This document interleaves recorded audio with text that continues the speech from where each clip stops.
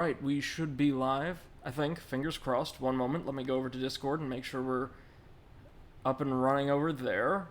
Boom. Boom. Good. Okay. Hello, ladies and gentlemen, and welcome back to the channel. Actually streaming at a respectable time today that should be accessible to our friends all around the world. We're back with the continuation of Travis Strikes Again, No More Heroes, the cute and I don't even want to say experimental as much as divergent little side game released by Suda51 and his team at Grasshopper Manufacture. I want to say 3 years ago? 3.5 years ago, something like that. In order to gauge the audience interest in a No More Heroes 3, which we're getting, and which is going to be like the real meat of this series, what I'm really looking forward to. But we are playing our way through Travis Strikes Again very kind of quickly, because it's not a very long game. It does have some serious depth to it, but it's not going to take up a ridiculous amount of time. And today I'm going to hopefully get quite near the end. I'm going to be streaming for a little over 2 hours now, then I have to run a couple errands, and since I don't have much to do today, I figured I could spend the evening carrying on. Let's see, if you recall last time around... Hey, Bunny, welcome. I hope you're having a good afternoon so far.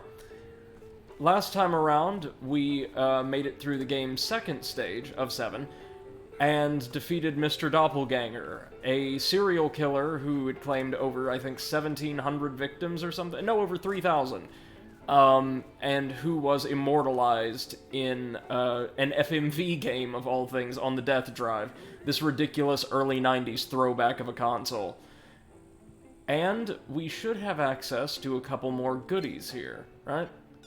Well, there's more on the ramen blog, of course, that we're not going to be reading on screen, but suffice to say, all of these make me incredibly hungry.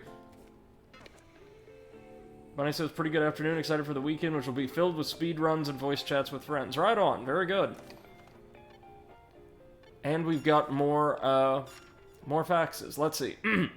Travis Touchdown. If you've come this far, then allow me to congratulate you on clearing the game. You're the first human to ever manage to clear 2 Death Drive games, and honestly, I'm pretty surprised. I've been sending these over and over, hoping that you'll give up and turn back, but the fact that I'm about to run out of paper apparently means that you have no intention of doing so. In that case, hopefully telling you who I am will provide my message with a bit more authority. My name is Clark. I'm Dr. Juvenile's lover. What comes after clearing these games is nothing short of a tragedy for the entire human race. I just pray that you don't end up becoming the one to pull the trigger on this tragedy. Right, okay. There is a plot here, there's just not much of one.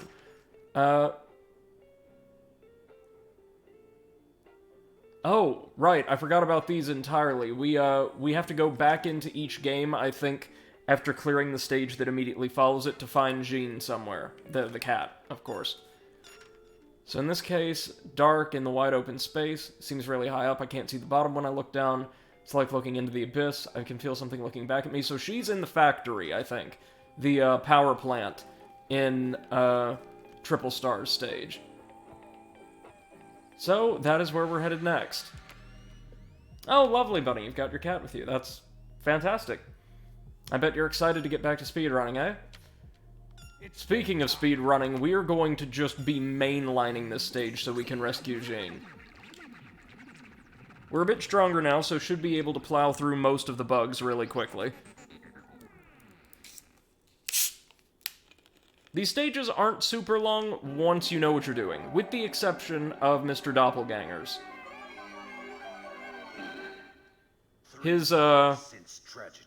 His stage with the incorporation of the very light puzzle elements and combat arenas more or less mandates... Hold up!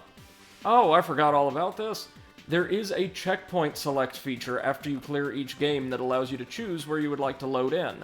So what if we start on Toilet 2? That should get us pretty close to the factory.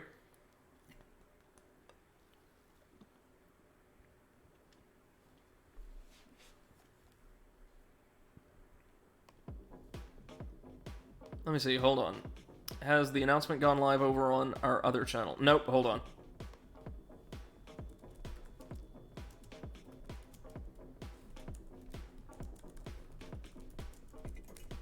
Just a moment.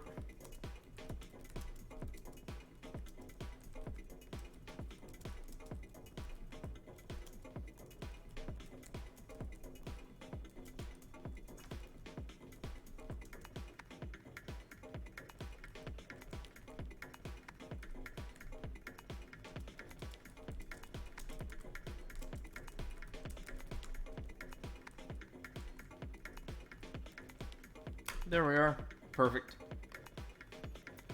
Okay, yeah, and speaking of perfect, this loads us up right outside of Triple Stars. Hold on, sorry, totally forgot to mute my TV. Huh, that happens.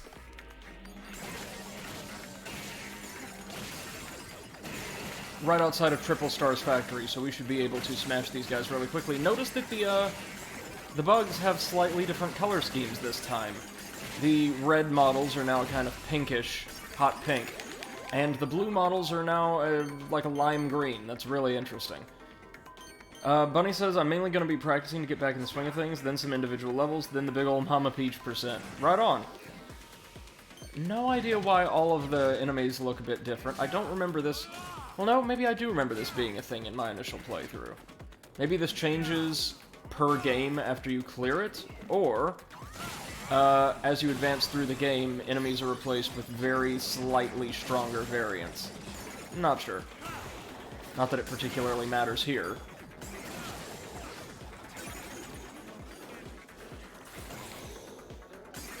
Ooh, we're to the point where even our stun shots can kill them in one go. That's very nice.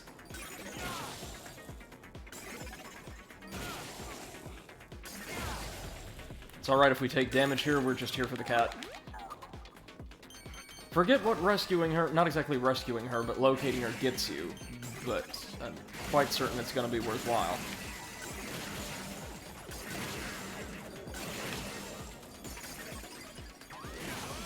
You can see challenges like this, or locating all the Azteca stones, or Unreal emblems, give the game some replay value, which I think they probably desperately needed given the limited shoestring budget they had to work with. Do I like diving back into the same stages under largely the same conditions?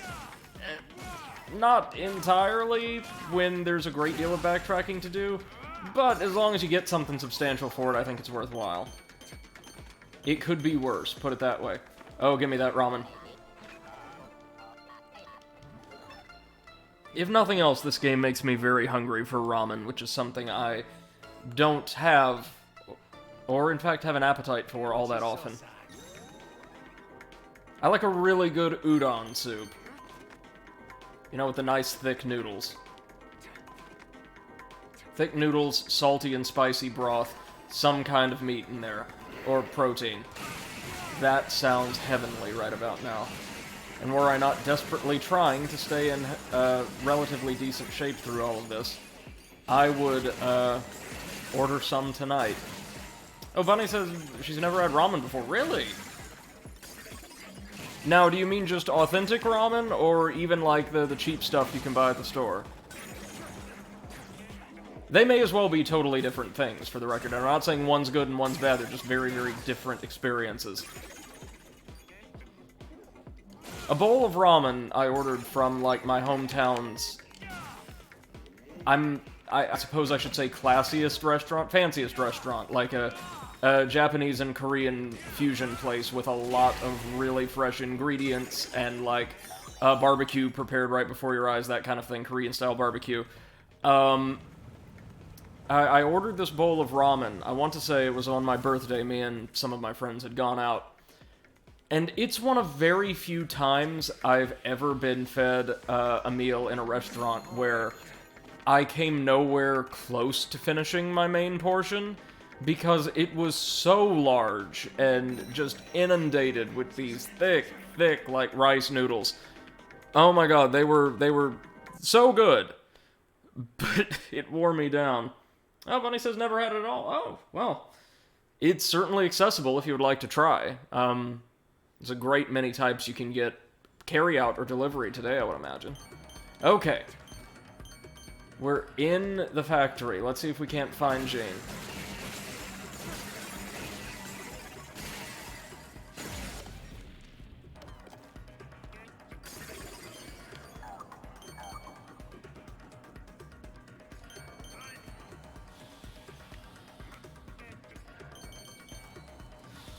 I think she's going to be in the area where I noted last night we couldn't even see the floor.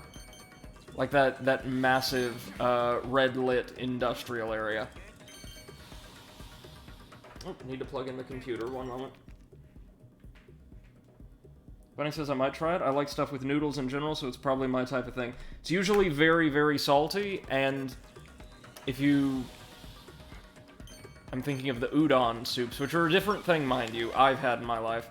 The udon dishes. But a lot of the ramen, too, can be decently spicy, if that's your preference.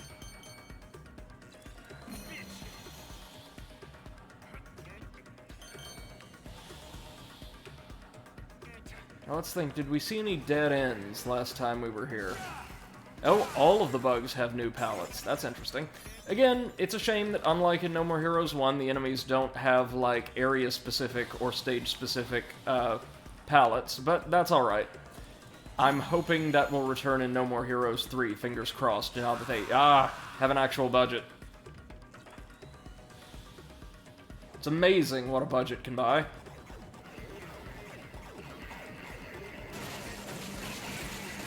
Okay, there's a bug gates, and just a bunch of small fry here. Bunny says not a spicy type person. That is alright, plenty of folks aren't.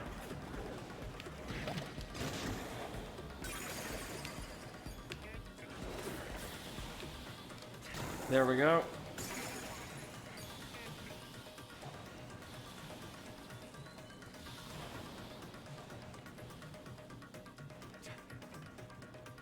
Bunny says you could literally give me a plate of noodles sprayed with butter and I'd be happy. The spray butter, really.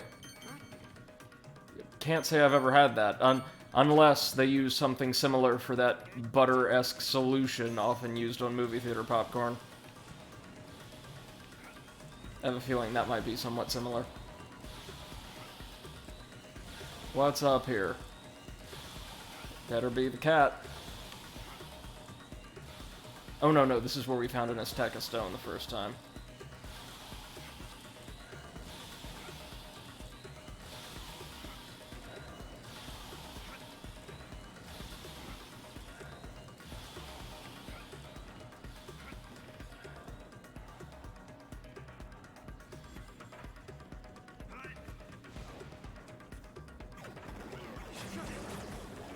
Alright, there we go. Oh god, Triple Star Special is so good. Which reminds me, hold on, while we're here, what's Mr. Doppelganger's? I would assume it's more defensively oriented. It was the F91. Creates a doppelganger to draw on enemies, disappears after a set amount of time. Yep, we don't need that. We don't need that.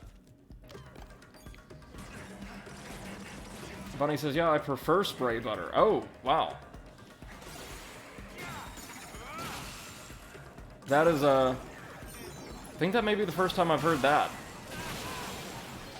I know some people who prefer margarine, not many, but some.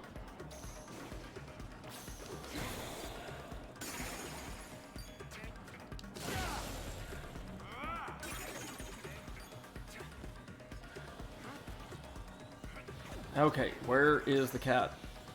Deeper in, no doubt. Yep.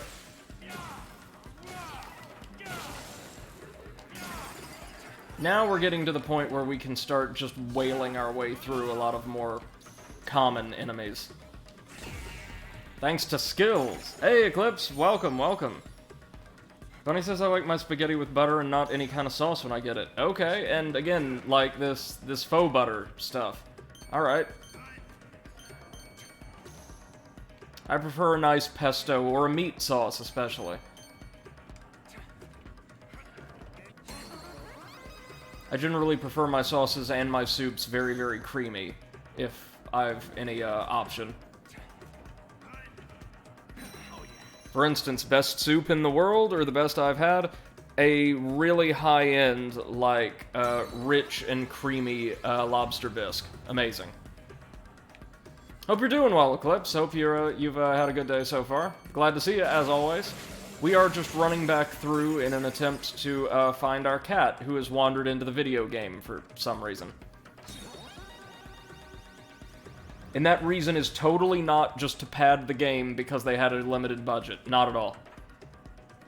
Oh, well, thank you for asking, Clips. I'm doing alright, honestly. This is the closest thing to a day off I have, so I'm gonna be streaming quite a bit.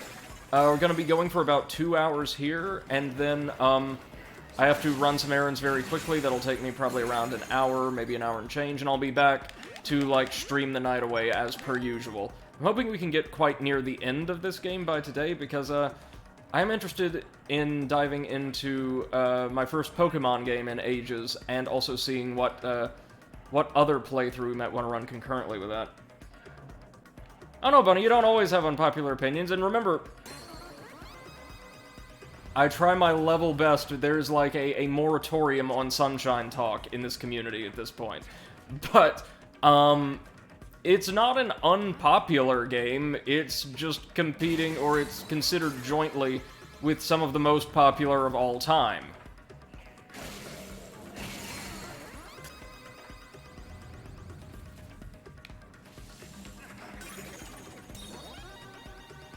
That's like saying, I don't know, Isaac Hayes is an underrated or unpopular artist compared to James Brown or Barry White. I'm not even sure the latter is entirely true at this point, but I hear Jane. I hear her meowing. You hear that?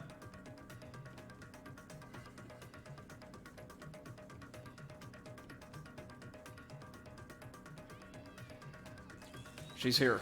Good. Tuck. Roll.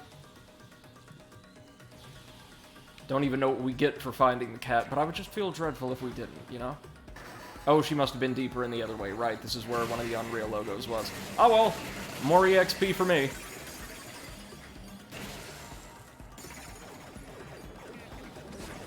Oh, Bug Street, you are the worst cybernetic boy band.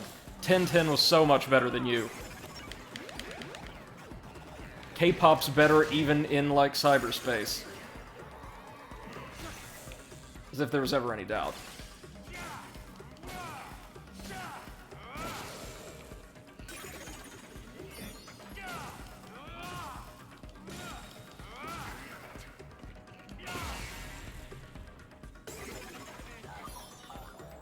Cliff says Pokemon hype. Yeah, I'm really excited to see what we can do. I want to run, as I ritually did when I was younger, a largely psychic, ghost, and now fairy team.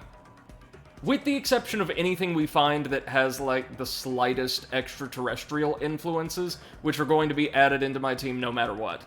And, okay, Bunny, that's fine, I understand. Okay, I hear the cat. The cat's definitely this way.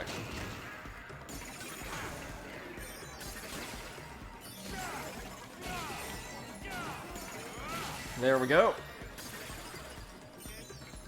Oh, shoot. Oh, Eclipse, I forget, you dropped out last night long before we made it to Mr. Doppelganger's stage, right? Because, all you missed, and I do think this is really cool, was a stage designed as a massive tribute to old school, like, Sega CD FMV games, where the antagonist was this ridiculously powerful spree killer, who, like, fought with a pair of, basically Swiss Army knives with extremely long blades that were both referred to as corkscrews for whatever reason. And, even though this game doesn't have a lot of really high points insofar as gameplay design goes, it was really, really neat. There was this mechanic where you had to differentiate him based on the texture and color of his clothing out of, like, 7 or 9 different doppelgangers, hence the name. Most of the gameplay was dedicated to very simple puzzle solving, where you had to rotate square-shaped units of this massive, sprawling, like, suburban neighborhood that stretched on infinitely to reach the crime scenes where he had struck. It was really, really cool stuff. Today we're going to be playing through the game's longest stage, and immediately after that, its shortest, and I think probably the best. It's very cool aesthetically. There you are, kitty. Okay, she's gained a little bit of weight back, but nowhere near as much. That's good, that's good. I guess now we just have to clear the stage as usual?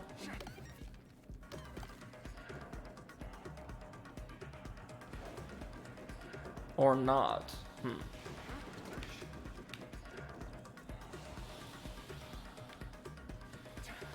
Bunny says the Mario Sunshine Bingo League is on right now, so I'm gonna dip to watch the tournament. Oh, okay.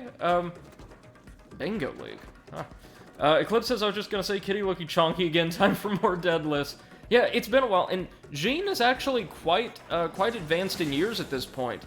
This game takes place, I want to say, not 10 years, but maybe 7 years after the first one, and she's still looking very good. Like, very, very spry.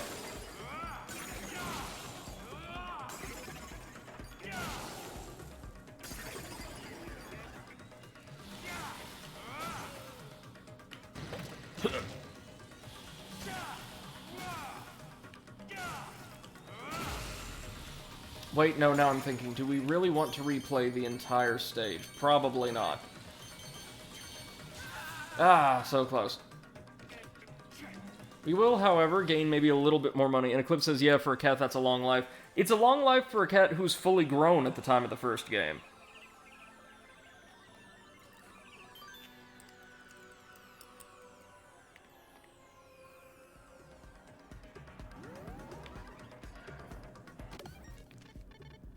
Alright, now can we return to the trailer?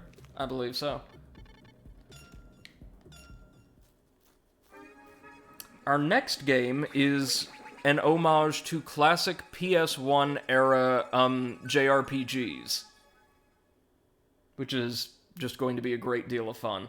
I grew up on those, man. Stuff like, obviously, like the Final Fantasy 1 and 2, not exactly remakes, but re-releases for PlayStation. Final Fantasy 9, not 7, oddly enough. One of the Saga games, I think? Vagrant Story? I think these were the names. Okay, Bunny says it's, the Bingo League is basically a race between 2 or more people to do things in-game faster than the other, and there's a board of set actions, like, crossing achievements off of a list. I gotcha. That actually sounds like it would be a really cool format to adapt to other games. No new facts from Jean, right? Also, don't worry about how and why the cat can send us faxes. She just can. Now it's time for us to mash our way through another text adventure. I decided last night I wasn't going to take the time to read and narrate these because even though they're an ingenious way of communicating story in a game where they didn't really have the money or the time to, like, construct a lot of elaborate cutscenes, and even though some of the writing is pretty decent, these would take up an inordinately long amount of time. Huh! So Bunny says it is speedrunning. Yeah, I imagine so. Magic Tiger of the Mound. This one's baseball themed, I assume? Because, you know, we've fought baseball-themed assassins or enemies so often. Oh, and Jean is also an anime cat girl in these side, segments, because why not? They're talking about Metacritic scores and all that. Coffee and Doughnuts was an original title for the Death Drive Mark II, a collaboration between Juvenile and Natsume. Natsume was a famous Taiwanese game creator, and Juvenile was a huge fan of his SRPGs. They began the project after she sent him fan mail. Natsume's most famous title was Eternal Organic Battle. The balance between story and gameplay was perfect. Natsume sent over his storyline. A group of revolutionaries battle against corrupt politicians. They use smarts and guerrilla tactics to fight against the government. The story of the resistance. They say Natsume's brilliant story made Juvenile cry. So, that's the bit I'm going to read to you, because, hold on, because they, give us a little bit of backstory about the games themselves and their development in most of these little side stories. And Eclipse says, lol, I caught the line, they don't want a buttload of text, which is hilarious considering what you were just saying. No, here's the thing. These make for great reads, especially if you can find, like, videos of them without commentary online. But they don't make for the best material in this setting. Like when we're trying to stream and break down a game's design, or simply have fun with whatever over-the-top spectacle it tosses our way next. This would make for incredibly slow and probably, undesirable pacing. Yeah, right, Eclipse, exactly. They make for great reads, but when you're streaming, it's a bit whack. Yes, yes.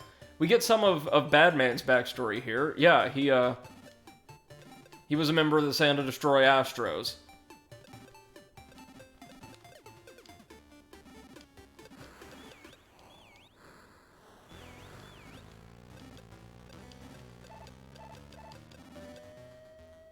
Just the right amount of text. Your meta score just went up 5 points. That's brilliant. Yeah, so that one's nice and short, relatively speaking. And now we have our third Death Drive game, Coffee and Doughnuts.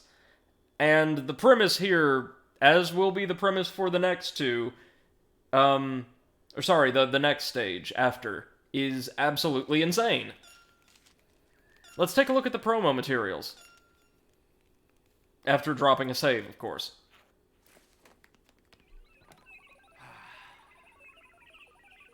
Gotta love that Hollow Knight shirt. There's no way we're ever replacing it with anything else. It's actually a really cool graphic, admittedly. Like, I don't wear graphic tees, but I could be persuaded to wear something like that. To the archives. Coffee and Doughnuts. Fear can enslave you. Hope can set you free. One man versus the government. A thrilling tale of impossible revenge. Exiled from his kingdom, a prince is about to take back his throne. Set in a post-apocalyptic world ravaged by nuclear war, civilization has been destroyed and humanity being tossed back into the Dark Ages. World governments have crumbled, and the small Scandinavian country of Ulmark is no different. The peace-loving nation is quickly taken over by its own military, its king executed, and the king's son, Brian Buster Jr., blinded and sent off into exile. As the blind prince wanders the desert, he falls into a sandpit and almost loses his life when he discovers a hidden temple underneath the sand. Finding a robot there into which his father's brain had been transplanted, the prince and king fuse together, with the king becoming the prince's eyes, legs, and weapon. For king, for country, for peace. Fight, Brian! Fight, Olverian!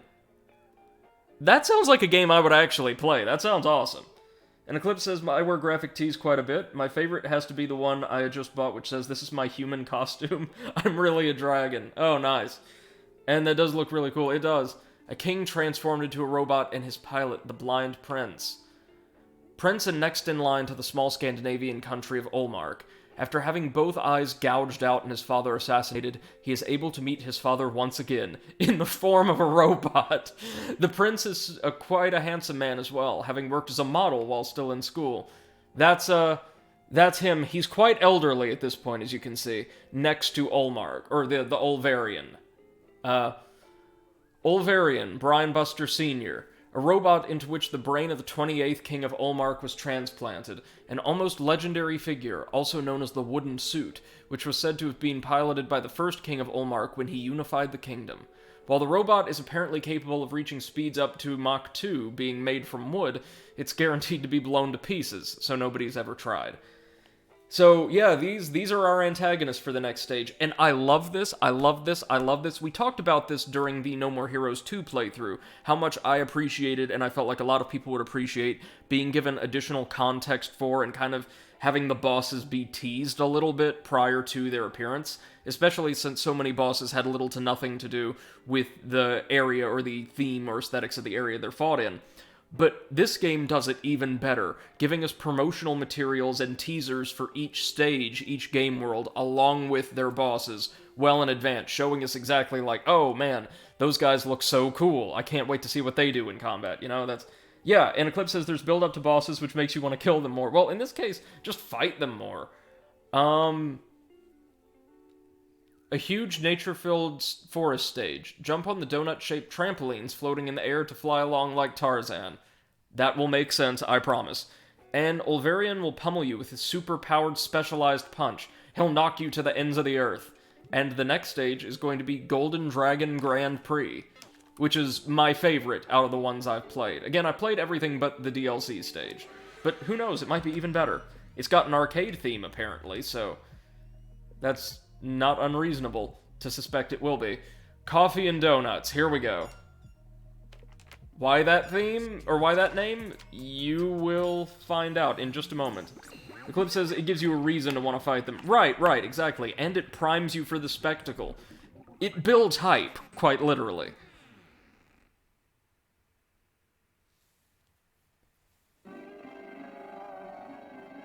Oh, let's hear that beautiful jingle once again.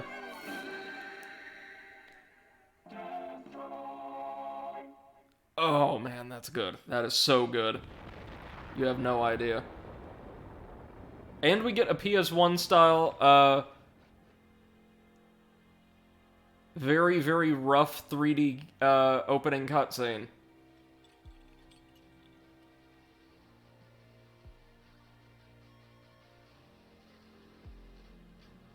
That's the boss. That's, Prince Brian.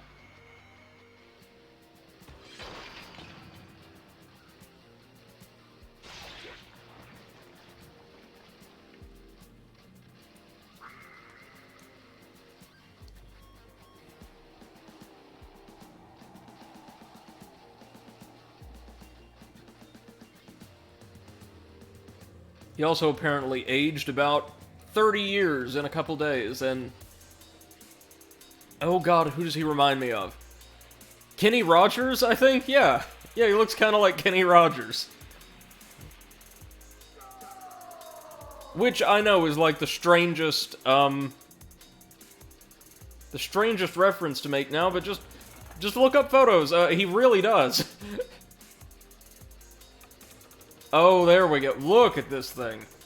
Look at the old variant. That is a really cool design. You can even tell that it's wood, just very coarsely painted. In some areas, I like that.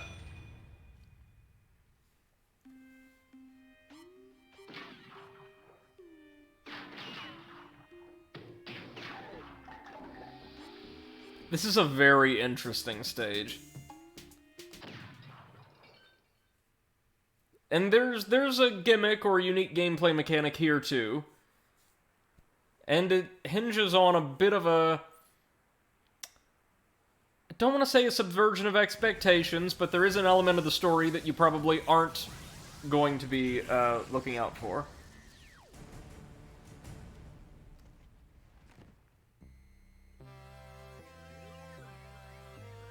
Both of us are here by default this time. Oh, look, the text boxes are even different. Hello. Hello. On pleasant days like this, I always worry that something untoward is going to happen. Well, we've come to this new game world, so let's find the boss. Yes, let's hurry up and clear the game. Okay. So we're in this really luxurious royal mansion. This is technically the palace of Olmark, I believe. And you'll see, off the bat, most of the doors are sealed. We'll have to clear these rooms and some of the outlying territories of Olmark one at a time. Oh, the White Sheep Man has a new design too. I wonder how long it's been since anyone visited this hall. You're looking for the boss of the mansion? I don't know what a boss is, but I know this mansion's master. He was known for having put an end to the brutal war. His name is Brian Buster Jr. While he's called Jr., he's actually a white-haired old man, around 70. Brian Buster Jr. was a man burning with vengeance. After his father was killed, he destroyed the opposing army. I've heard that he's now somewhere in this mansion. I hope this information proves useful. Good luck on your way. So, our task here is very simple. Open up enough of the mansion to give us access to Brian. Oh, and we've got the toilet here. There's not many of them in this, this stage, I think, because the mansion and the foyer serve as kind of a central location for the entire experience. Now, I think we probably want to start left and work our way down the hall on the ground floor. Ostensibly, we're supposed to start investigating somewhere to the right of Sheepman, but I want to see what's over here first. There's that one unsealed door, room 102, I think? Yeah.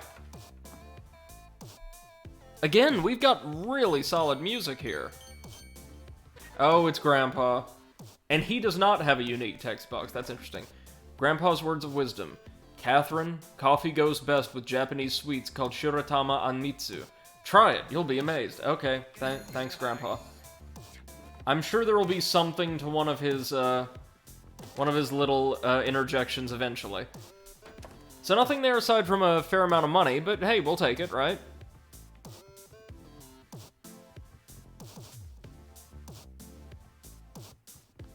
try 105. Oh, it's Death and Drive. Good. And yeah, here's the twist. The boss is dead. Oh my god, the old man has collapsed. He's dead. Was this your doing? When we arrived, he was already. White-haired old man. Isn't this who we were looking for? There are no clues anywhere.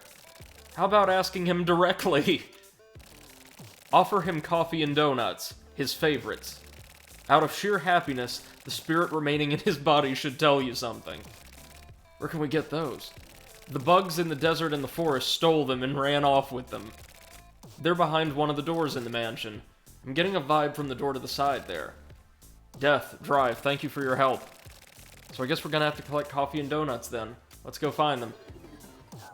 Yeah, so the concept here is we're going to have to find his favorite foods to, get a little bit of information out of the prince. We're actually gonna have to repeat this cycle several times. But the gist is that, well, as you're aware, no doubt, death is really more of a suggestion in No More Heroes, so he'll be able to tell us what we need to know. All we have to do is travel through some dimensional doors and explore outlying regions of Olmark. Eclipse says, okay, yep, how to commune with spirits. Get your candles, your Ouija board, your spirit box, and your coffee and donuts. I mean, I think it's generally a good idea to have coffee and donuts on hand at all times, regardless, but... Hey, it's Techastone! That was a quick and easy one, so yeah. I believe these white doors lead to rooms that are physically located within the mansion. These, brown doors with, the orange backlighting, visible through the windows, will transport us to either a forest or a desert zone that comprise the bulk of this game's actual, like, platforming or, beat-em-up gameplay zones. Ooh, that lag. Okay.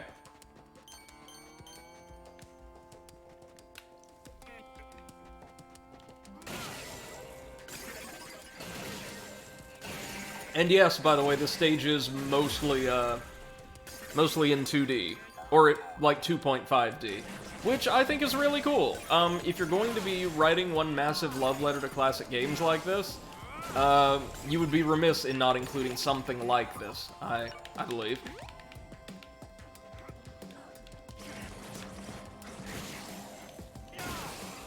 There we go. We're getting to the point where the buggy are, like, no problem at all, really. Except when that happens and they hit us twice in a row to lower our special meter for no reason. This Techastone, that one was also right out in the open. A lot of this stage's secrets are actually really well hidden, believe it or not. Cliff says 2 references in 1, yeah! I dig it. Oh, and we keep losing the special over and over and over again. I'd love to just keep it. I'd love to get up to stage 3 and stay there. You know? At least we're not taking much damage. We're taking enough to lose our special, but we're not really suffering for any of this. Oh no, Eclipse says it's like Fallout, but it's a side-scrolling beat-em-up. Yeah, this area is. The forest is just kind of surreal. We'll see when we get there. What are you doing here? This is mine. You're gonna die. Okay, so I guess they've got either the coffee or the donuts. And yes, I believe they're usually found in different places.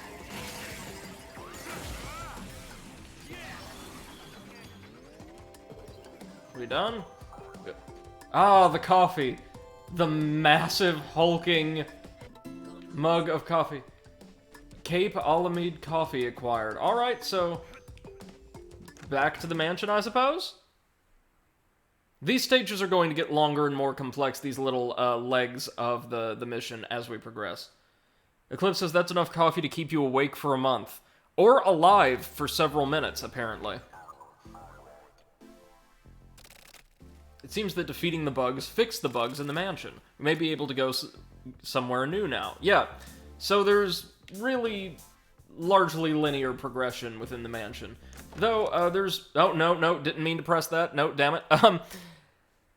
There's a couple areas of the mansion itself, as well as the outlying regions, that are positively labyrinthine. And we'll be seeing those as we get later into the stage. I'm not kidding, you guys will see, this stage is very long.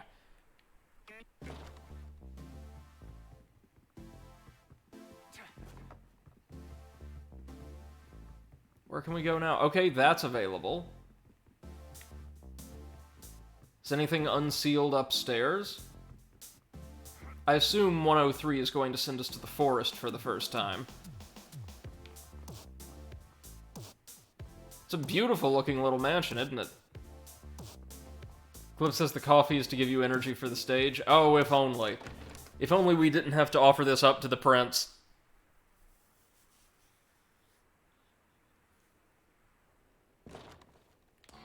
Oh no, we're back in the desert. Okay. I was about to say that's nearly enough coffee for, Ace Attorney Trials and Tribulations Prosecutor Godot. Ho-ho, the reference. Spielbug, speaking of the reference. Totally forget what these guys do, but I'm certain we'll find out. Okay, so they're just... Oh, shit. Just kind of speedy. Can I take, like, any attack from anything that is not a Bug Street Boy without losing my, special meter? I think very, very few attacks.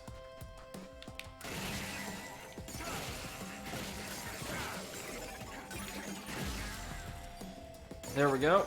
Next.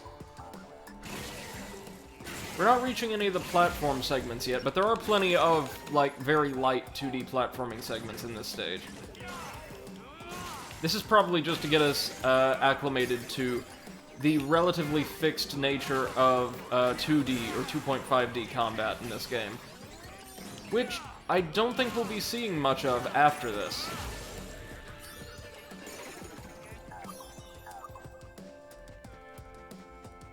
So I'm definitely seeing Fallout here. I'm also getting some vibes of the awesome desert stages from Nier Automata. That we could really, really use a sequel to. Just saying.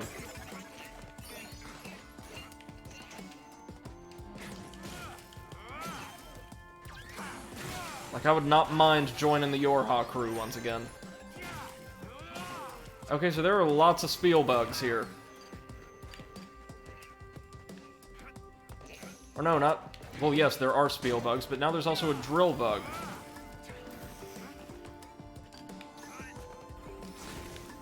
Ugh.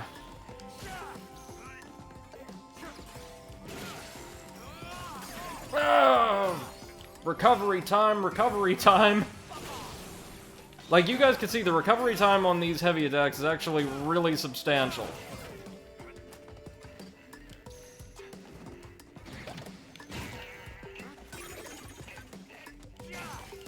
Cliff says, Nier was made by the same folks who made Drakengard, right? Some of them, including, like, the series creator, I think... Oh god, Taro Yoko was his name? Or Yoko Taro? Cliff says, I like those games, but the endings were so goddamn depressing. Yes, but Nier was a spin-off based on Drakengard 1's final and most ridiculous ending. I'm sure you know the one. And I first learned about the series through the Dark Id's excellent screenshot Let's Play series of the franchise, which you can find on the Let's Play archive. Okay, so we've got these lifts.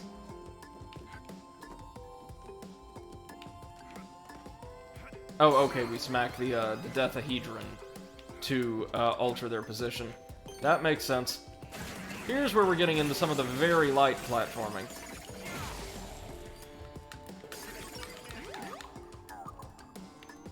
Anything over here? No. I take it the lifts have now been altered again. Nope. They dropped us one instead.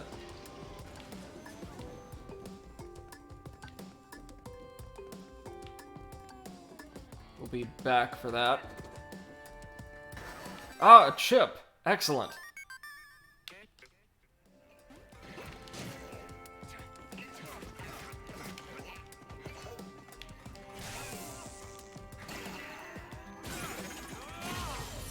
Okay, we handled them pretty well. Looks like their simple slashes don't deal a great amount of damage.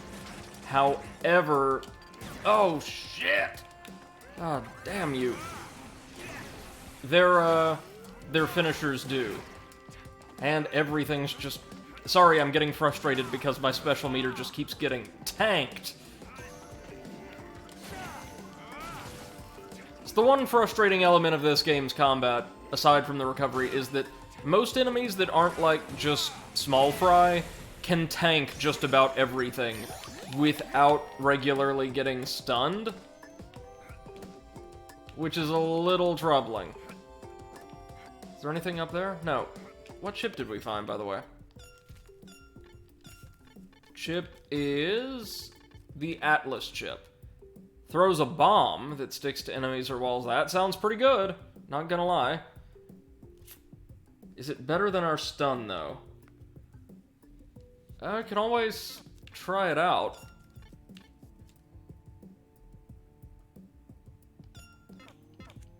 Yeah, why not?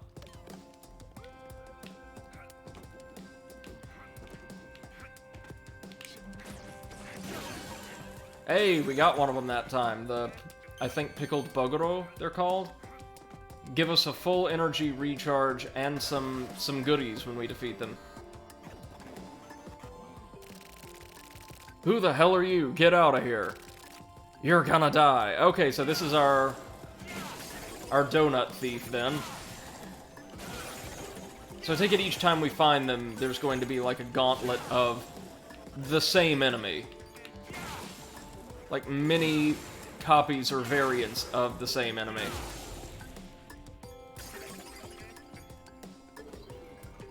And there's our plain donuts, by which I mean massive donuts.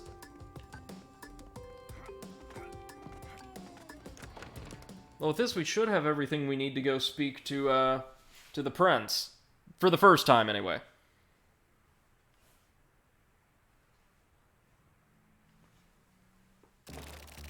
How about asking him directly? Offer him coffee and donuts, his favorites. Out of sheer happiness, the spirit remaining in his body should tell you something. Eclipse says, see, now I want a donut. Oh, yeah, man, if I wasn't trying to, like, keep an eye on my health as best I can, or as best as my willpower allows during this, I would definitely be ordering out for a couple with dinner tonight. But not tonight. Maybe toward the close of the weekend, I might treat myself.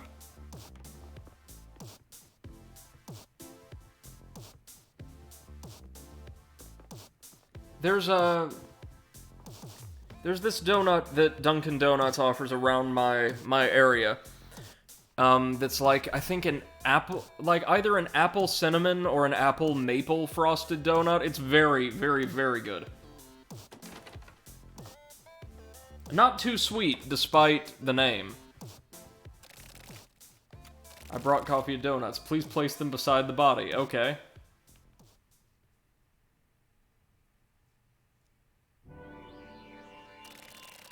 Until I get my revenge, I have...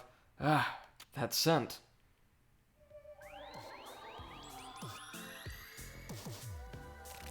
Now he is able to rest in peace.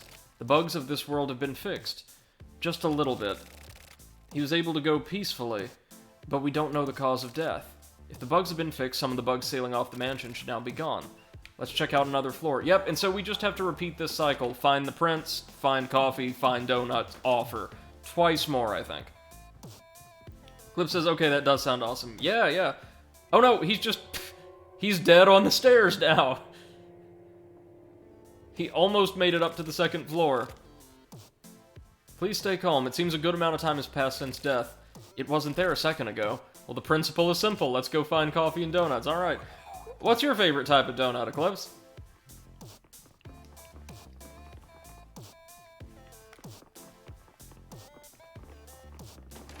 For me, it's either that apple cinnamon thingy, a good jam-filled donut, or, a really hearty, like, unfrosted chocolate cake donut. Catherine, the sweets best suited to coffee aren't donuts.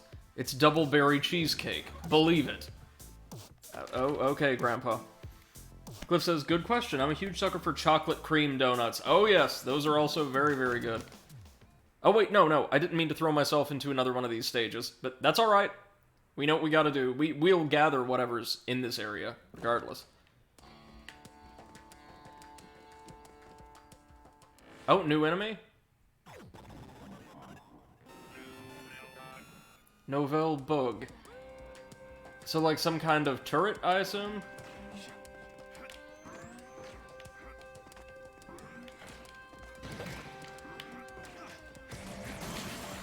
Well, they're not that tough, thankfully.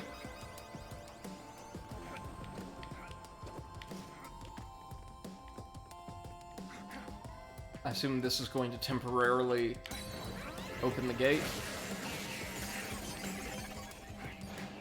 Yep. Sorry, Bug Street boys.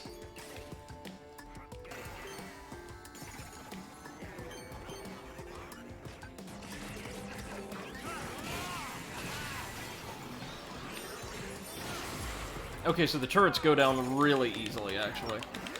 Let's just see you later, suckers. Yeah. Yeah, we're going to be doing a lot of that, running towards, slowly closing gates in this, this stage. Enjoy the bomb. Ooh, shoot, that's one hell of a radius. Okay. Okay, I think the bomb might be worthwhile. Just got a feeling.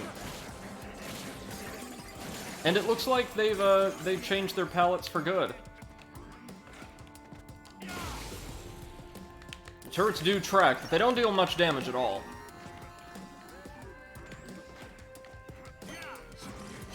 Oh god, those things. Including Lady Bug. Perfect. Have fun, y'all.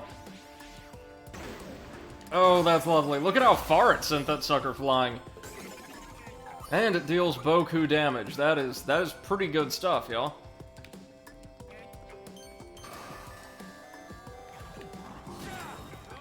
Oh god, it's one of the knights.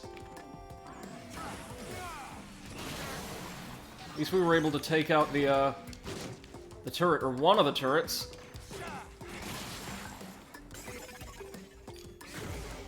There we go. Eclipse says, yeah, bombs are always fun. If they're done right, absolutely. You ever play any of the 3D Bomberman titles? Like the action-adventure games? Generations, Jetters, any of those? They're pretty good.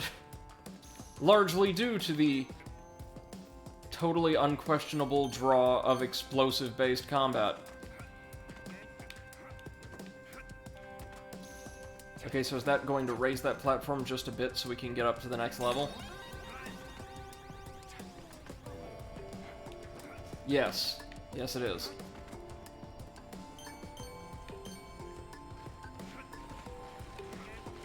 Clip says, no, I've not,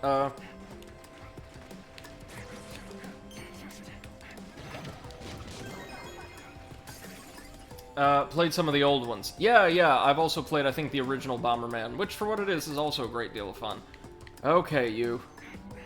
We need to...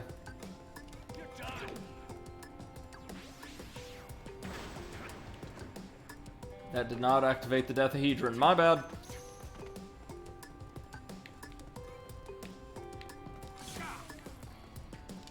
Okay, so we have to strike it physically.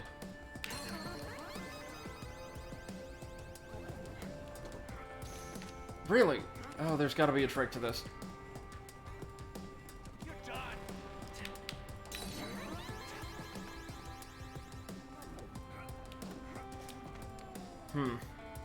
Hold on. We'll figure this out. Is there a running slash in this game? I don't think so. Hold on. Maybe if we...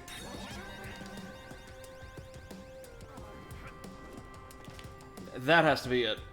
Going to have to, like, do a running slash right past it.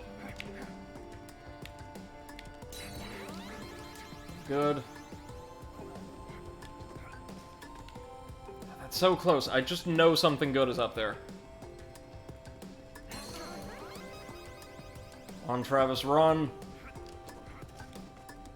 No? Well, our ranged attacks aren't working. None of the chip attacks are doing the job here. Maybe if we,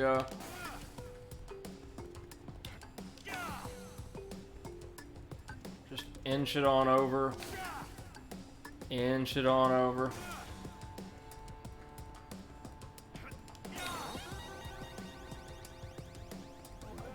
Yeah, but the recovery time just kills us there. I'm sure this is just very tight platform, or very tight timing.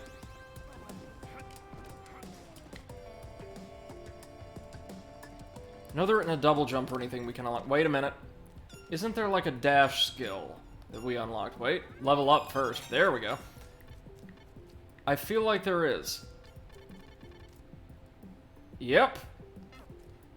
Okay, so what we want to do is probably temporarily replace our bomb with the dash chip. And let's see here. Oh, that's got a very quick recharge time. Oh, yeah. Oh, yeah, that's what we're supposed to do. If we could, like, drop a... Eclipse says, I guess you can't drop a bomb. Yeah, no, chips don't seem to be effective, but the dash is the intended solution here, I'm sure of it, because we were also given the dash in a very, very hard-to-miss manner. Ah, but you've got to, like, stop when you hit the platform in order to be able to jump again. Okay. Ah... There better be a chip or an Unreal Engine logo or something up there.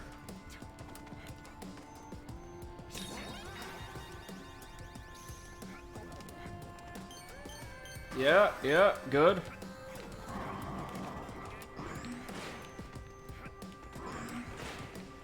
Okay, so there's lots of turrets here. And even more of that good old No More Heroes very tight platforming. It's better than Dark Souls platforming, I'll tell you that much.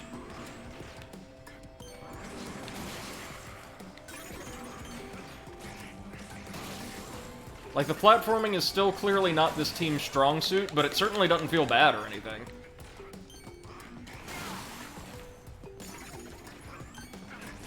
Let's just cut through them, nice and easy.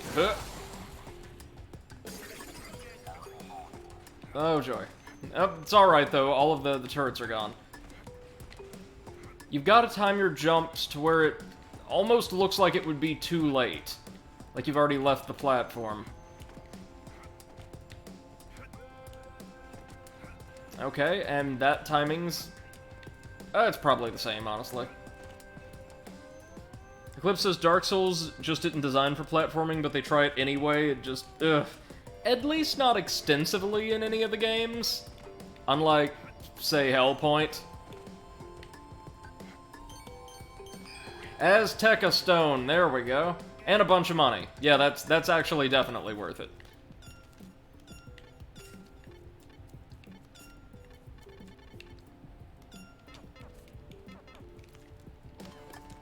Now, we have to be careful with these bombs, because given the way the gameplay mechanics seem to work so far, I would not be surprised in the least if we could accidentally blow ourselves up, or catch ourselves in the radius. Okay, so here we've just got to avoid some turrets in the background while fighting our way through the buggies.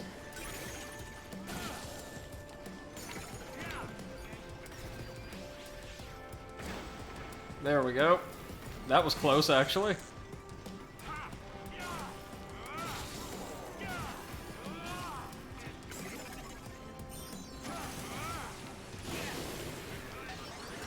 Good use of the special. Even if it knocks us all down, that's fine.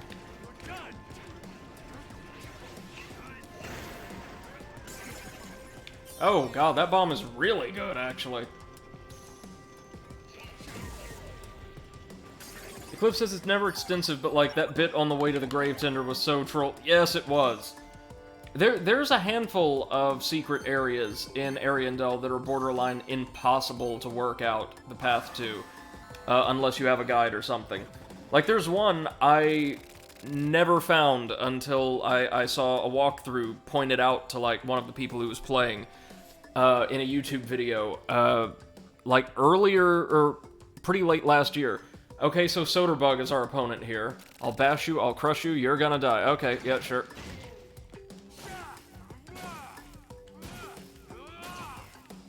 What was that you were saying there, Buggy Buddy? Oh, that was it? Just the one? Okay. Black Ivory coffee acquired.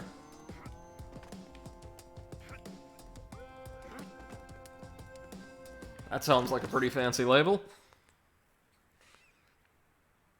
I'm not really a coffee drinker myself, but I could definitely appreciate the extremely sophisticated and intricate culture and industry that have built up around the beverage.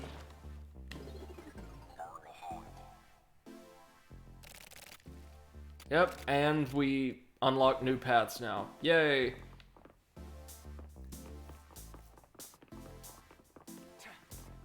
And I'm pretty sure there's a third floor of the mansion, and that's where things get absolutely ridiculous when it comes to stage design.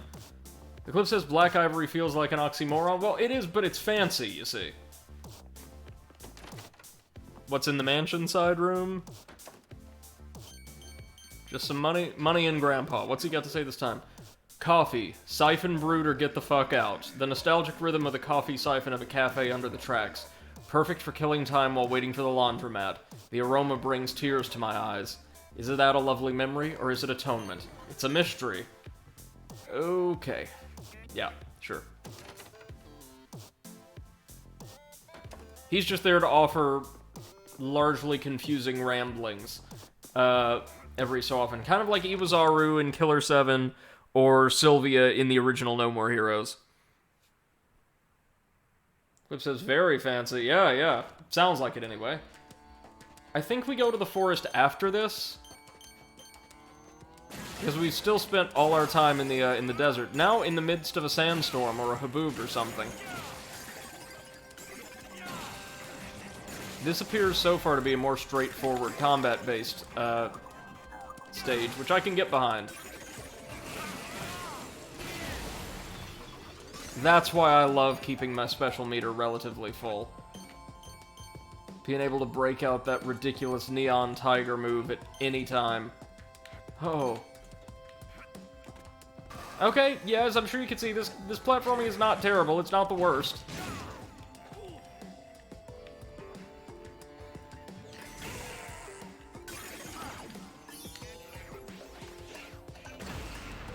Whew. I really hope that we don't have to worry about friendly fire from that move at any point, ever. Now platforming, while under fire. At least falling doesn't deal too much damage. And here was me saying that the last one wasn't going to involve, or this one wasn't based around platforming. Silly me. Let's just jump across these delicious-looking donuts. Mmm. And see if we can't find the donut we've been sent here for.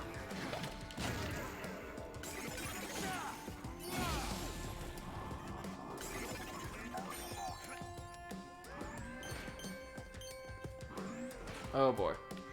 Getting some serious Crash Bandicoot vibes here. Have fun.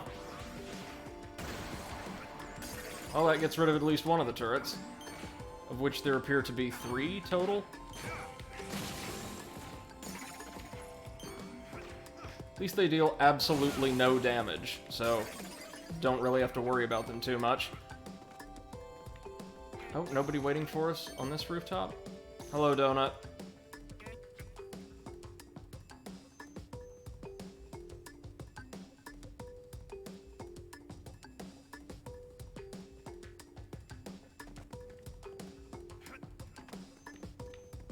Is there something underneath the donut?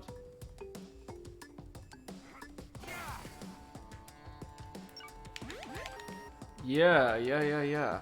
We're gonna have to drop down there for it, though.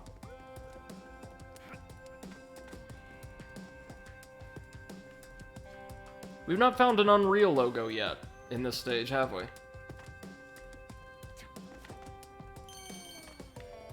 Hello? What have we here? Massive combat arena, I would imagine? Oh, yeah. Oh yeah. Alright, well, we know what this was made for. Woo! Oh, that's the power of chips.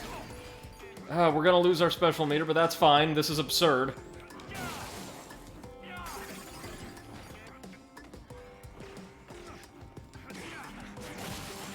And yeah, there's our Unreal Engine logo for the day.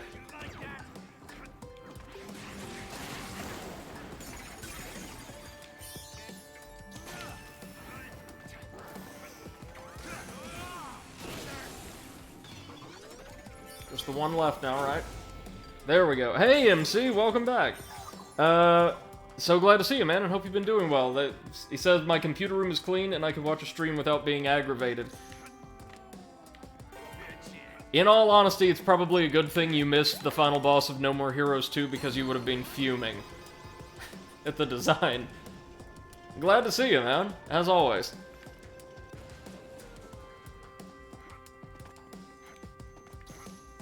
Ah, but notice, acquiring the Unreal Engine logo does not allow us to grab our donut.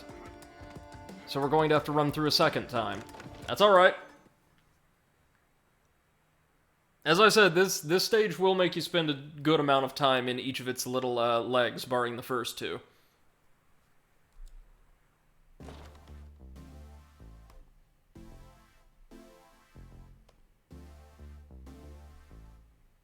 Let me see what we got.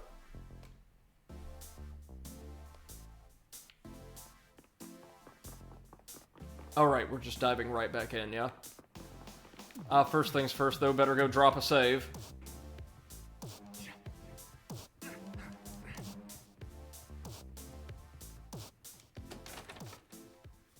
I do hate that we can't play as the DLC characters until we clear the game. Kind of takes a lot of the joy out of it, right? I mean, like, wouldn't you rather play as Shinobu instead of this? I know I would.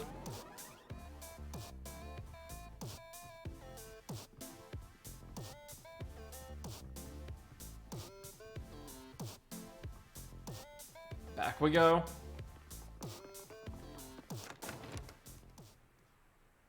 And again, after this, we tackled the shortest and best stage that I'm familiar with, to the best of my memory, in the game, and then then one that's just pretty solid all around.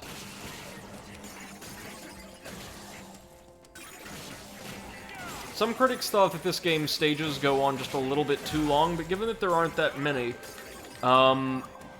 I think it's fine. They were getting the best they could out of, like, each of the tile sets and environments that they were able to work with. Clip says, I'd rather pay as the people I paid for as soon as I paid for them. Yeah. And MC says this is an arcade silly game. Right.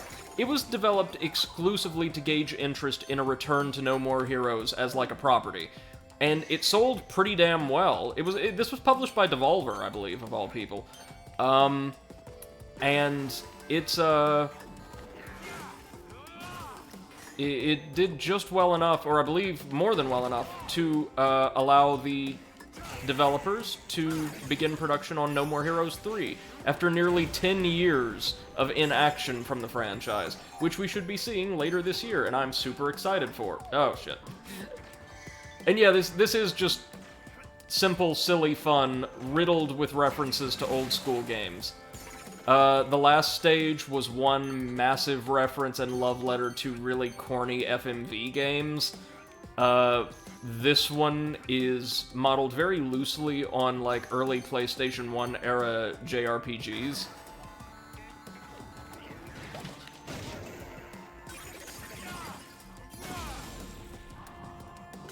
Alright, Eclipse. See you soon, man.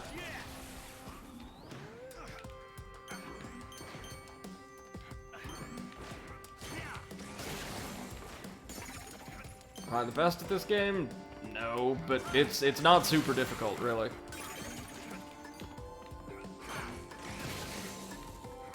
I want to say the later stages can be slightly harder than the end of the first two games, but as we saw, short of Jasper Bat, nothing in the original duology gave us that much trouble, which I was honestly quite pleasantly surprised by.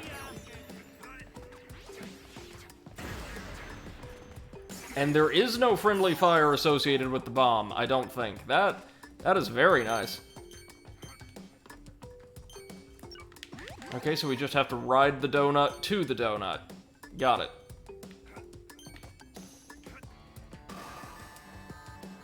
Who's guarding this one? Oh, it's Lady Bug, who has absolutely nothing of import to say.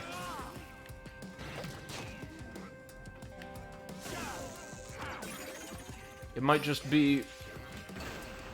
MC says, do nut ride. Yeah, and Eclipse says, you've grown as a gamer. Maybe, because I last played No More Heroes before I got really hardcore into Souls-likes. It's entirely possible that I've just learned how to do character action style boss battles a little bit better. Again, the one exception being Jasper, but everybody hates that one, so I think we're allowed to suck at that fight. Okay, what's this? Like, chocolate donut. There we go. That sounds good to me. I would eat that. I have eaten that. Too many times, actually. Alright. Moving on. Let's go wake up the prince a second time.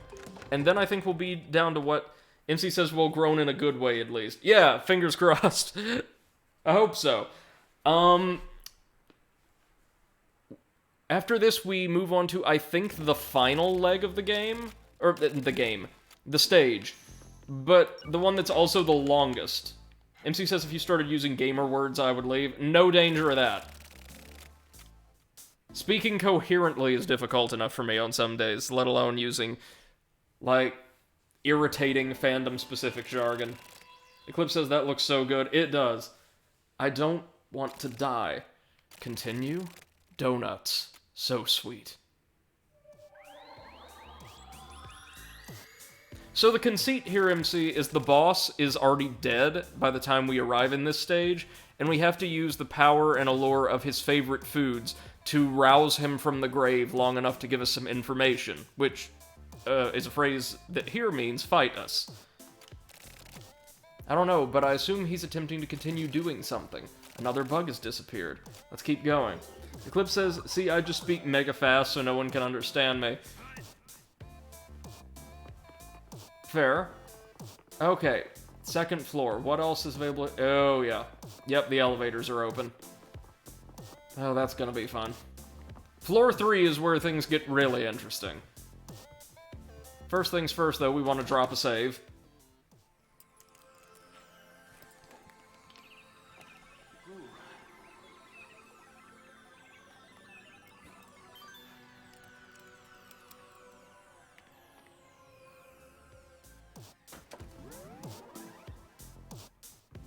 Alright, power up. Y'all ready to do this one more time?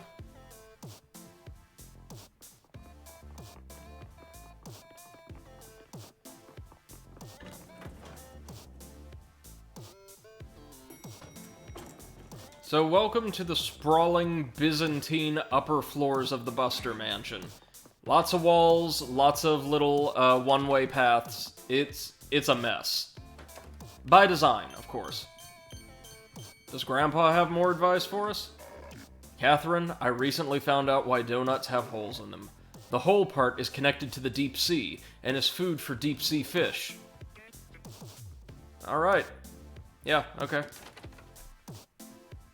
Clip says it's kind of fun. I would imagine. And when I'm in a call with another Scot, their accent gets stronger.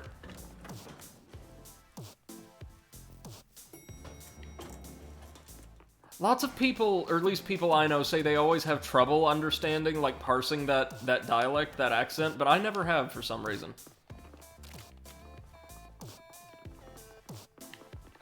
Now we're on floor 4. I think there might be 5 total or something like that, but the mansion gets way more complex up here. Hey! It's our first ramen stall. I knew we were missing something. What do you have for us today, Bugjiro?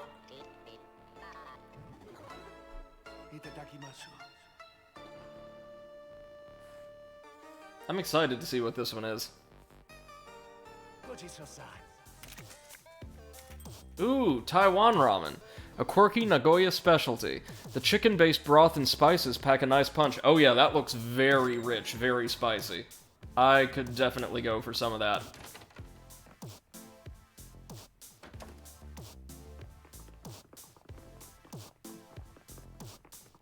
We've not found our mid-boss yet either, have we? Oh, there he is. Two of him. Oh, so I think we need 2 helpings of coffee and 2 helpings of donuts now? More dead bodies. 2 of them. What is this, Murder Mansion? If we grow up now... If we give up now, his death will remain a mystery. We need to find coffee and donuts. Well, of course we do. Hey, Happiest Emperor, welcome to the stream. Yeah, this series has some pretty heavy aesthetic influences from Star Wars. So lots of characters have beam weapons, which I personally think is really cool. Glad to see you. MC says, I made a pun yesterday I'm somewhat proud of. Boar is Johnson. Yeah, that's pretty good. Not gonna lie. And Eclipse says, it's Star Wars' weird cousin that no one talks about. Right, exactly. Now, in another, like, relatively dark character action game for the Wii back in the day, the exceedingly violent monochrome brawler Mad World, there is one stage where the bosses are just straight up Jedi. You fight, I think, a pair of Jedi. No context, no, like, explanation, just Jedi out of nowhere. Catherine, tofu donuts are really healthy. Don't worry, just eat it. That sounds disgusting. No, thank you. I'm actually a pretty big fan of tofu. It really absorbs the flavor of whatever, like, marinade or broth it's prepared in. But a tofu donut sounds, awful. Yeah, no thank you. Eclipse says he was the one they invited to Christmas for the special. Oh, I'm sure Travis would love to try out the Wookiee Grandpa's little, disturbing VR headset. What else you got for us, Grandpa? Catherine, the cherry pie at a donut shop is usually amazing. I'm almost at triple peaks. Yeah, sure, whatever. Okay. Bug Jiro is as Bug Jiro does. Okay. On to the forest, I think, right? We are in the forest now. No? I remember the forest quite clearly, and they've referenced it several times. I guess we only go there near the tail end of the stage? Alright. That's fine. Oh, it's the mid-boss! Hello, you're guarding coffee. My favorite color? Associated with a missile launcher, okay. So you let the aroma of coffee lead you right into this trap. You'll die here. You'll never get the forbidden coffee. Your manager when they're getting ready to go for the last cup in the pot.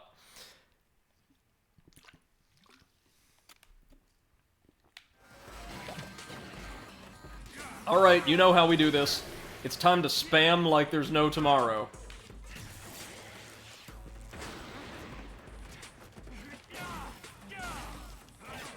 Oh, yep, there goes our special meter. You also know how that goes. Oh, I love that little trot he's got. Oh, he's moon trotting. Look at that. Oh, God. Shoot.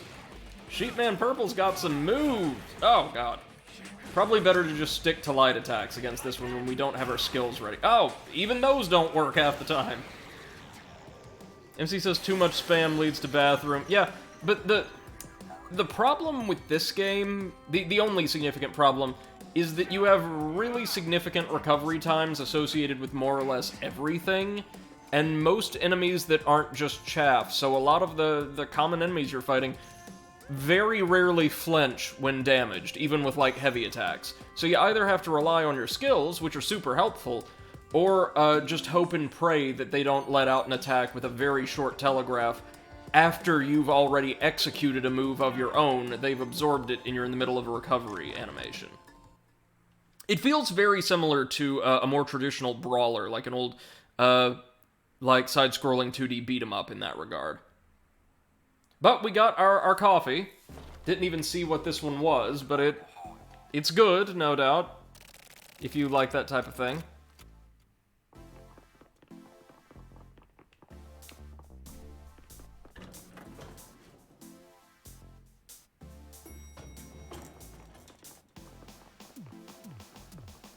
We were able to access these rooms before, right? Just double checking.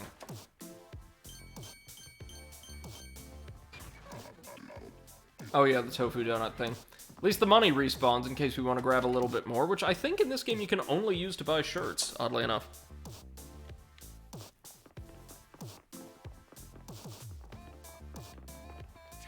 We could go here previously, right? Room 404.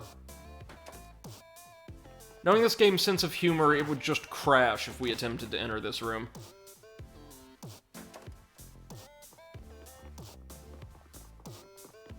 I'm really excited to show you guys the next stage, though. I believe it's Neon Dragon Grand Prix, right? It has a unique art style that's just absolutely mind-blowing. So maybe it's down on floor 3 now, our next donut.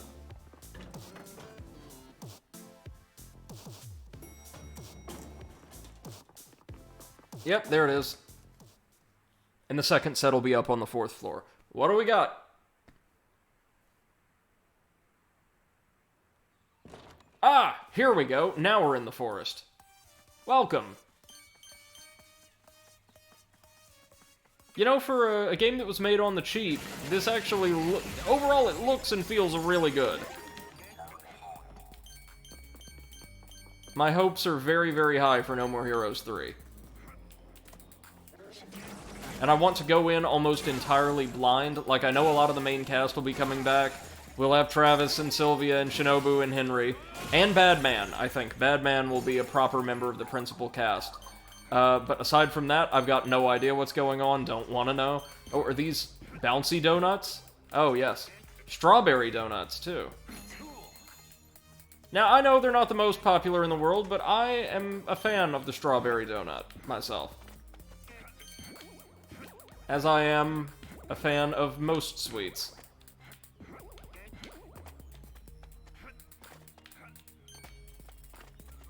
Got some interesting looking ruins in the back here. What is this? Ha! Secret passage. That's what I'm talking about. Travis Touchdown Tomb Raider on the scene. Looks like we're gonna have to clear out all of these bug turrets right quick. It's a game all about just, like, deleting bugs from older video games. Man, I promise you, like, the executives at CDPR would never be able to beat this. And that is today's requisite, Cyberpunk 2077 joke. Hope you enjoyed.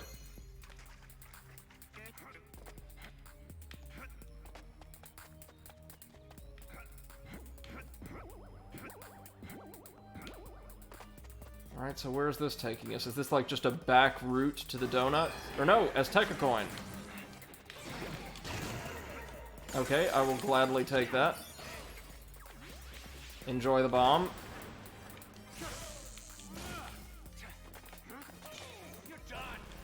Sorry, does that one have like a tie and a jacket on?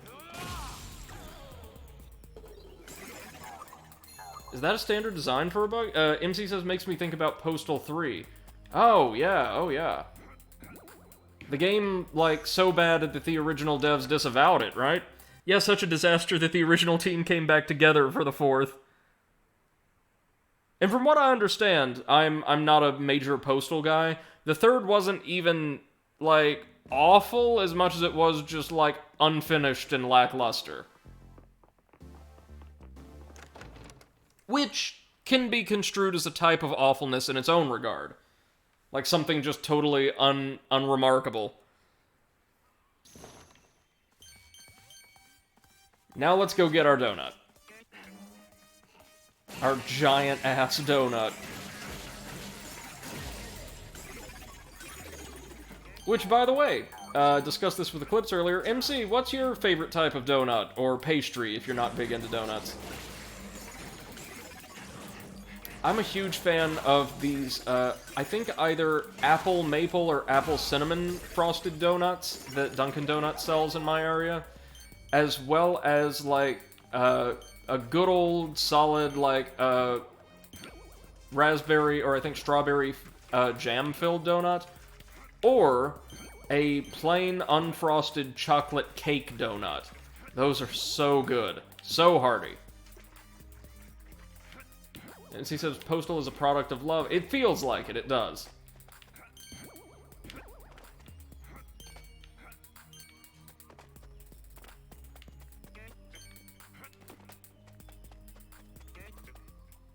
Oh, new enemy? Oh! Bugwist, right, so a bug version of Travis. This is what we fought, like, underneath the aqueduct.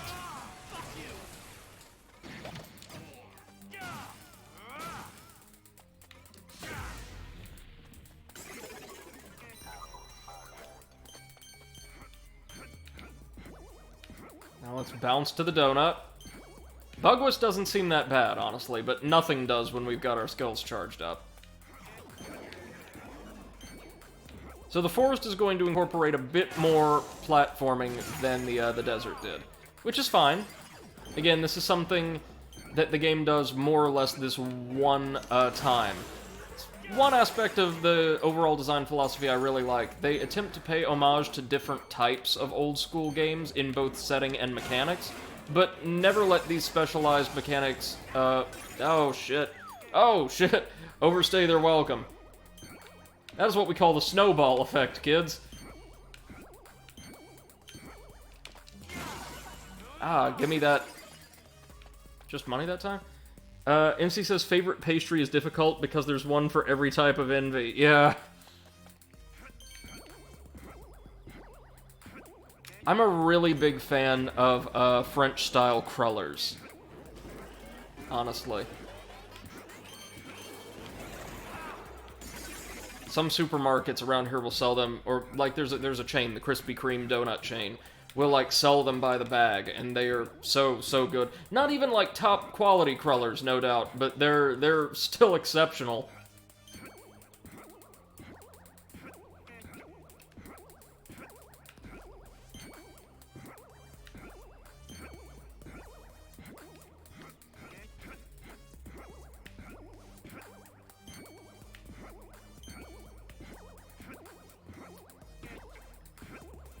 I'm getting every single coin there is here. Not like we're gonna use them for anything, but damn it, I'm gonna get them. Okay, who's holding this donut? Oh, it's Bug Gates. That's alright. Be cool. I'm gonna blow. You're gonna die. Okay. Thanks for playing. They deal absurd damage if they manage to detonate, as we have seen. But it's very, very easy to defeat them before their rather generous detonation timer expires. Strawberry donuts. Yeah, man. Hell yeah. I'm down for that. But now we need to gather some coffee and donuts for the second Brian Buster.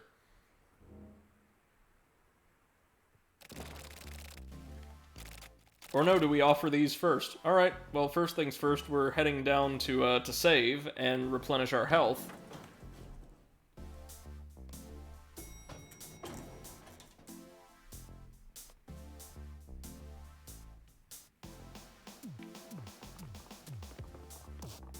I think this is the only stage I'm aware of where there's only like 1 or 2 save points. No, sorry, I take that back. In the next stage, Neon Dragon Grand Prix, there's also, or Golden Dragon Grand Prix, there's also only 1.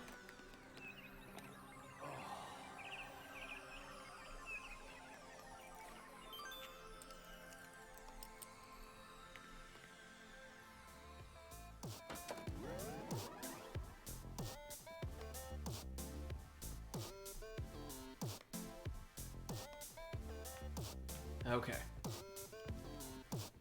We should be in the clear now. And I don't know if this next pair of stages is going to be, or sub-stages is going to be our last, or if there's more. I feel like there's more, but I could be wrong. Or no. After all this, maybe we have to work our way to the roof of the mansion, or something like that. I just know there's a little bit more.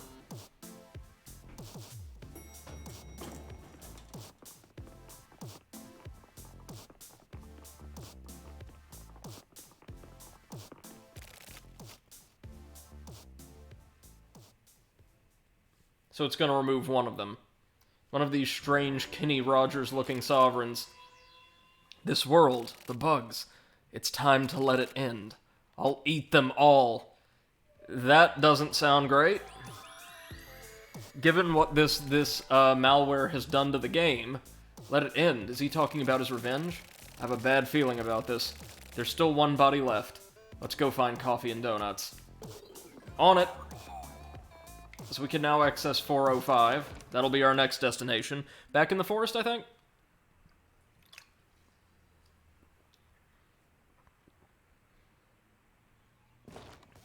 Yep, the forest, in the midst of a very heavy fog or something having gone horribly wrong.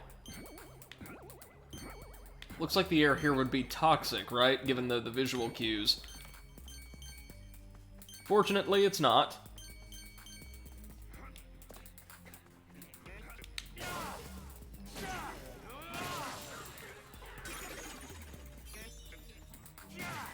The ambush is kind of ruined by the fact that we have a very present enemy indicator on screen at all times when there's hostiles nearby, which I do appreciate, not gonna lie.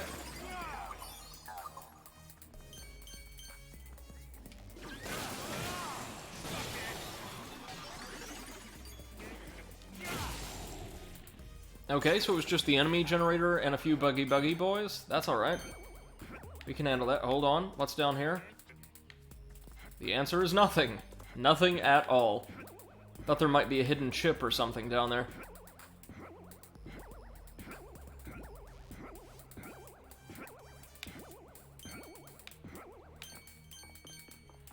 Okay, so we're exploring some kind of Ewoks for less treetop village this time around. Interesting conceit.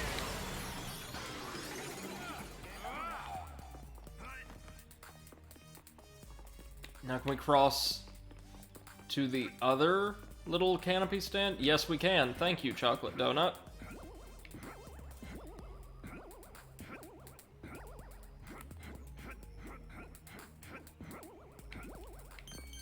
Okay, now what's gonna be over here?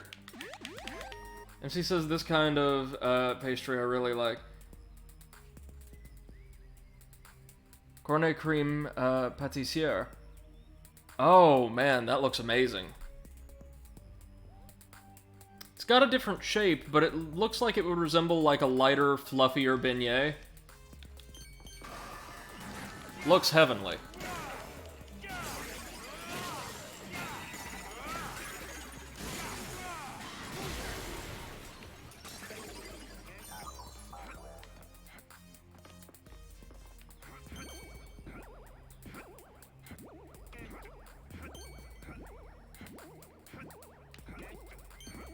I'm going to be experimenting with baking a cake for the first time very soon.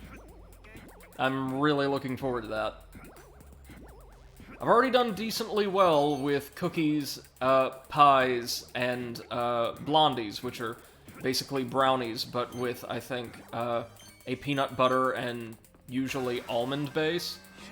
So I'm hopeful, but still quite anxious since it'll be my first time. NC is basically a sort of custard cream cone. Oh, man. That sounds heavenly. Lord almighty. It's okay, just let them shoot at us. We're fine, we got this.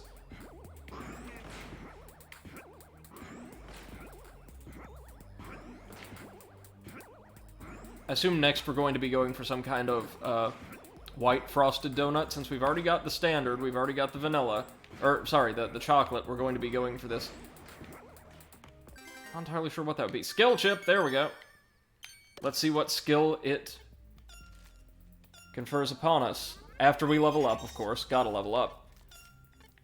It is the Triple Crown. Oh, it's Badman's elite skill, or one of them. Attack power increases with each beer, but chance of getting drunk, so immobilized with the effect, or the stacked effect dissipating, increases with each beer. Okay.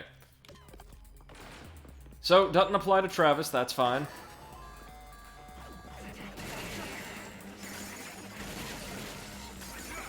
MC says finally got the English name, Creamy Cream Horns. Oh, that sounds amazing. Looks like the type of thing that they would sell in the high-end bakery that they had in my hometown, that we had in my hometown when I was quite young. It closed down some 10 years ago. I believe the owner just retired.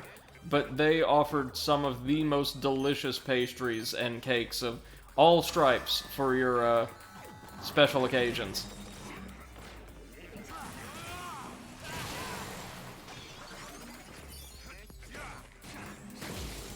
There we are. Gotta be nearing our donut now, right? Or no, coffee. It'll be coffee this time. Whatever is down there. Oh. I see a secret path. To an Azteca coin! Hey! Azteca stone. Whatevs.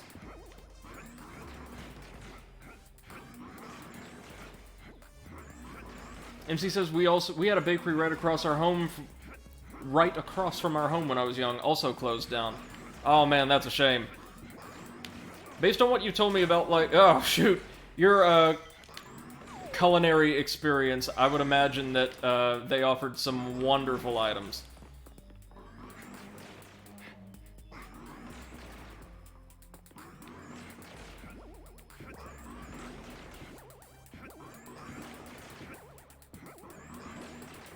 The bakery in my hometown, the Gallatin Bakery, had some of the best eclairs you'd ever eat.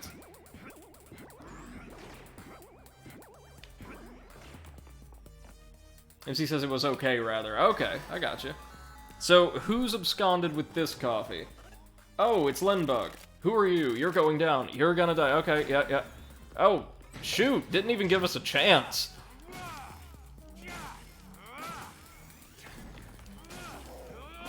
Is it just the one, though?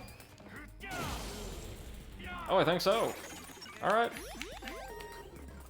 That's all well and good. I will take my coffee now, thank you. If he says the owners were sort of crooks, oh no! Uchinari coffee. That sounds quite fancy.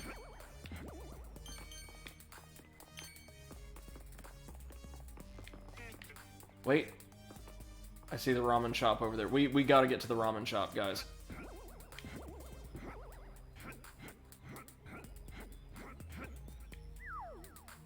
Oh, that ain't the way to do it. Oh, maybe we have to come back for this later. It's alright.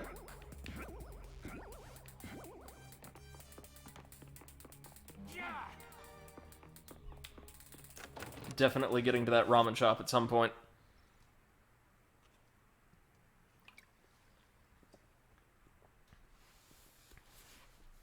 Maybe we can find a path over there if we go in search of the donut for this leg of the game.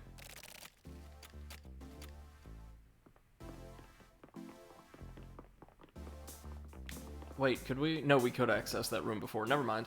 We can't access 403 yet, though.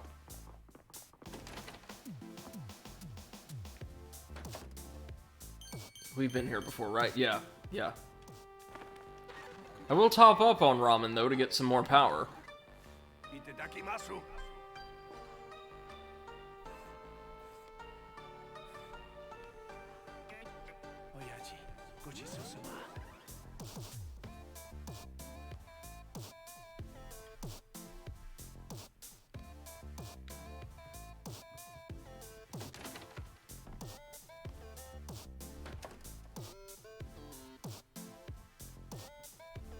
Okay.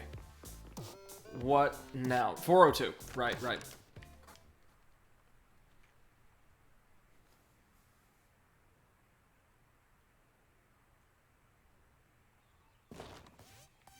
Yep, and this puts us in the same forest, so I assume the ramen shop will be accessible from this, this part of the map. Fingers crossed. As he says ramen, men of Ra. That'd be a very different kind of shop. The game Little King's Story does incorporate a very active religious order that actively worships noodles. And they use ramen as a term of thanks. She says, "I'm tired." I bet, man. You've been working and cleaning apparently quite assiduously for some time. These are chill streams. Perfect for unwinding.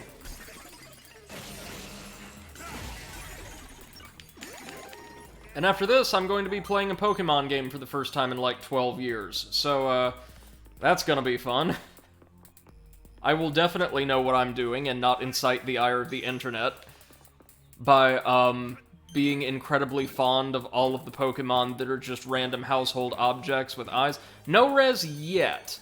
I've not acquired a copy quite yet, even though I do have it in my little Steam to buy list. I'm going to be setting aside some time to play through a bunch of PC games with you guys, before too long. And in fact, I may do that while running the Pokemon playthrough, because Eclipse has told me it's very long. So I might play games like Rez. I bought Nights into Dreams, which I've never played but really want to, since I did play and really enjoy the sequel on Wii. And the Electric Jester Spark duology, an independent pair of platformers, one 2D, one 3D, that features work by Funk Fiction, who contributed a lot of music to the NSR soundtrack. Specifically, I think they handled DJ Subatomic Supernova, Subatomic Supernova and Eve's themes, along with a lot of the incidental stuff. And MC says, "Ooh, Nights into Dreams is amazing, I hear." Yep. And the sequel was fantastic, absolutely gorgeous. Had a very strange conceit and control scheme, but for the stuff I'm into, audio-visual design, like concepts behind worlds and characters, it was really top-notch stuff. Nothing over here, right? Okay, just checking. And there's a game heavily inspired by it, with a lot of the same personnel, Balan Wonderworld, being produced by Square Enix for release later this year, which I can't wait to get my hands on. Apparently, according to some people, the demo that they released for the game is really rough, which is unfortunate, but according to others, it's a lot of fun. So we'll just see, fingers crossed. We need more really interesting platformers. We need more, like, top-notch platformers in general. And MC says, "The more I dig into the Dreamcast, the more I think it's a crime that it died." Man, it had an amazing library. It just couldn't combat the downward spiral, the inertia that Sega was having to deal with after, like, the Saturn and the Sega 32X, and a lot of really poor marketing and development decisions all at once.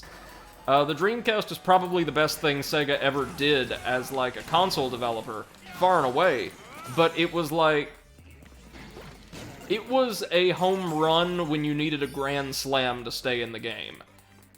It was great, just nowhere near great enough, because they dug themselves into such a deep hole.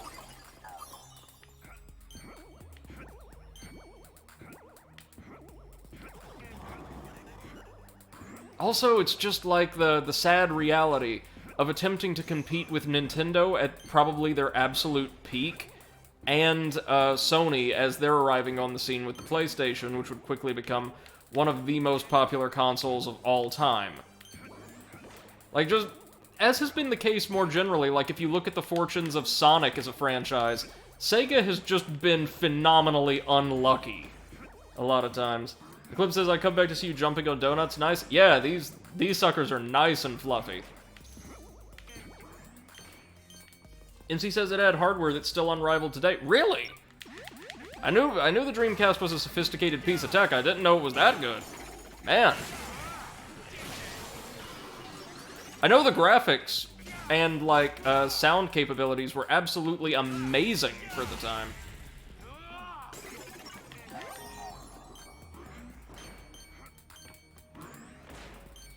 That's the thing about Sega that is genuinely tragic to me.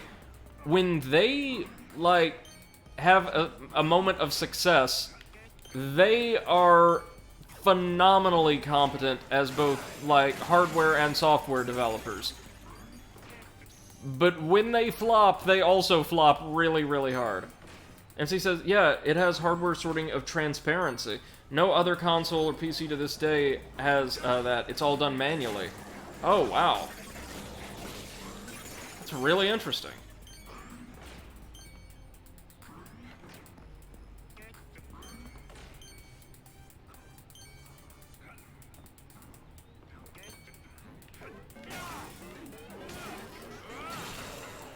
Oh, that was so close. That second one was about to go off. And she says that's why Dreamcast games are so hard to port. Ah, I see.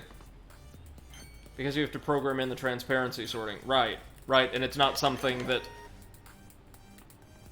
other consoles' hardware, yeah, would handle all that well by default, I'm imagining. Now wait, though, I see something down there.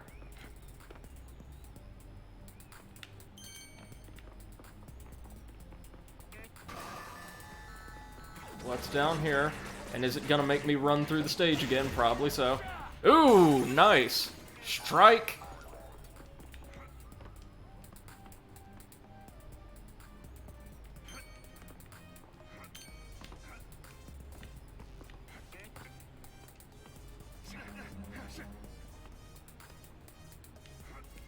We should be nearing our final showdown with old Kenny Rogers himself.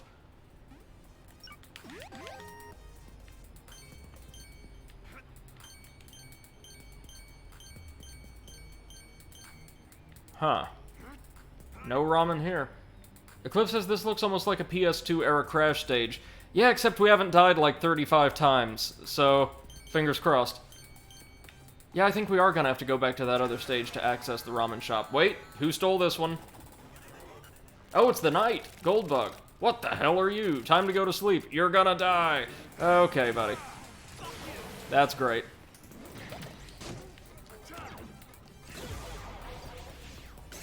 He says to give you context for transparency and why it's hard. Basically, you're printing on a screen. Okay. Ooh, matcha donuts. That's like a green tea donut, right? That sounds pretty good. Green tea isn't something I have just all the time, but I occasionally slip into a mood where it's pretty appetizing. Welcome back, Bunny. Hope you enjoyed the stream. We're nearing the boss of this stage, but first things first, I'm really gonna need to get my ass to that ramen shop. After awakening the prince again, of course. Is someone there? I'm so hungry, can't see a thing. Hey, he's alive! So you're hungry, huh? Here's some coffee and donuts. Please help yourself. Yeah, so this one, I believe, has been alive the entire time. Why? Why won't you let me reach game over? My work is done. I want to die. The world is nothing but weak, unworthy enemies. The heated, exciting battles of days long past are no more. The bitterness and the sweetness. It's delicious.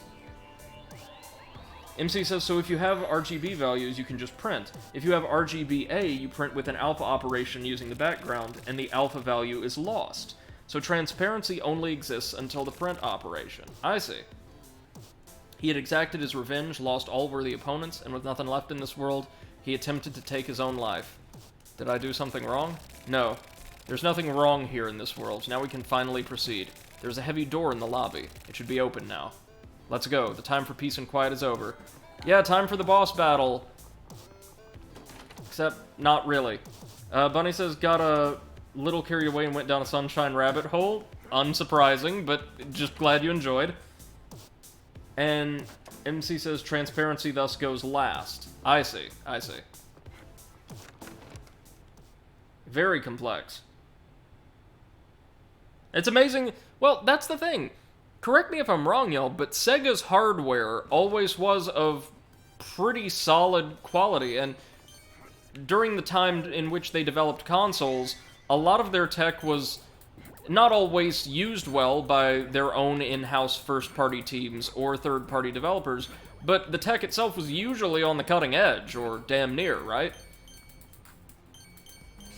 But it's also, like, the whole story, I believe, is an excellent fable or parable about what happens when you prioritize your tech or your hardware over the ease of access for developers or consumers. Because Nintendo almost in a complete and total inversion of the ethos that would govern them during the Wii and Wii U's life cycles, really emphasized ease of use and access to their hardware, both from a consumer and a development perspective during the same time, and just ran roughshod over the competition.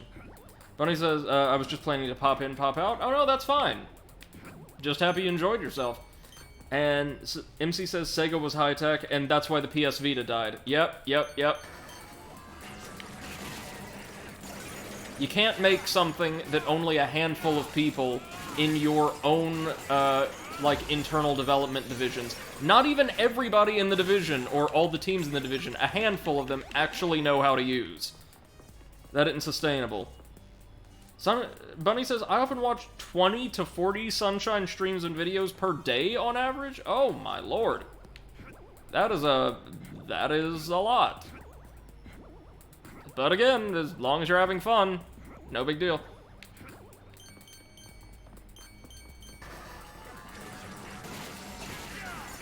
I usually just have assorted videos or music on in the background as I'm working.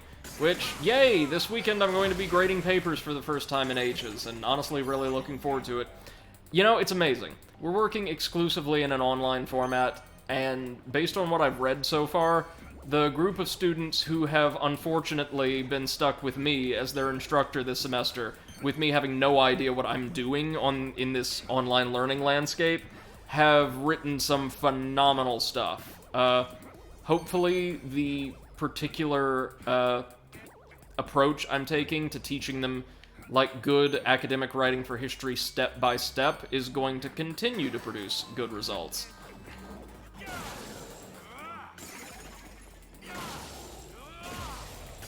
Let's keep our eyes peeled for the path to that damn ramen shop now.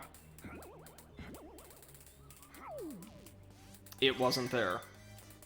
Eclipse says, people want to play as many games on one console as possible, so if you don't have a lot of developers working on your system, people are less invested long-term.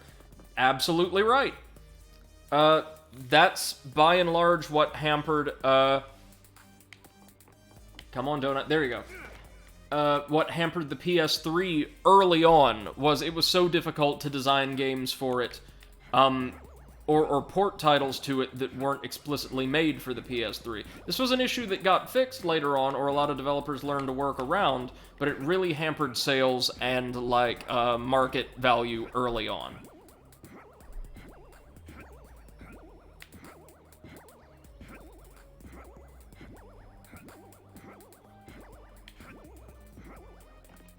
It's also what absolutely destroyed the Wii U, massive flaming pile of garbage that it was. It's okay if we get shot by these things a few times. Again, the turrets deal no damage. I'm quite gratified to see that. MCS Bunny, any stream that shined, any you would star. Bunny says, just something I enjoy spending my time on. Most are speedruns or speedrun tutorials, so I can learn. That's good. Right on.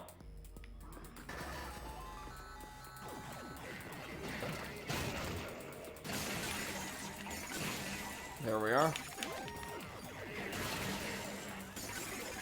This game's very simple, and combat isn't the most polished in the world, but it does feel quite good, as MC said earlier. It just kind of feels like video game junk food.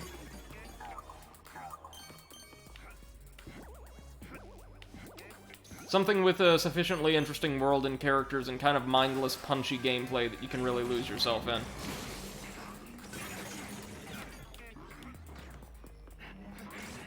Come on, there we go. Huh.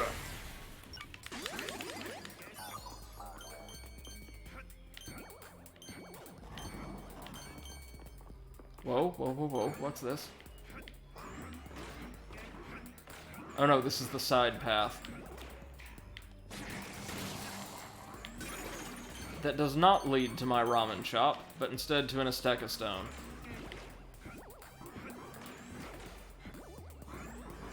Gotta find that shop, goddammit.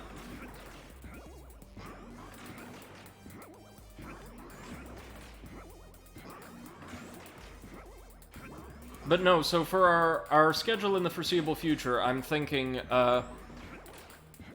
I'm thinking next will be Pokemon Sword, which I bought the DLC for today, so we'll be able to go through the whole thing, fingers crossed. Never beaten a Pokemon game, by the way, I just would always, lose attention, or lose interest when I was younger, so that's going to be fun. And simultaneously with it, as, like, kind of shorter playthroughs to break things up, the intense electro rhythm action game Rez, by MC's recommendation, the Nights into Dreams Steam port, and the, hold on, nothing there. I believe it was Electric Jester Spark? Yes. Yes, those two games. MCS, how about finishing Amalur, Brady? I have something very special planned for that. Amalur has been sitting in my backlog, just kind of rotting away for a while, and I don't much care for that. But I've got something special planned for actually taking care of it.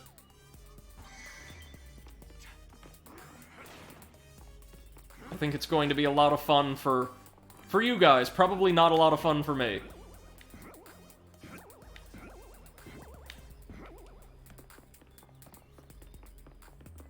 Clip says Amalur is marinating. Yeah, sure, we'll go with that. Marinating, yes. Very good. No easy way to get over there. We'll figure it out later on.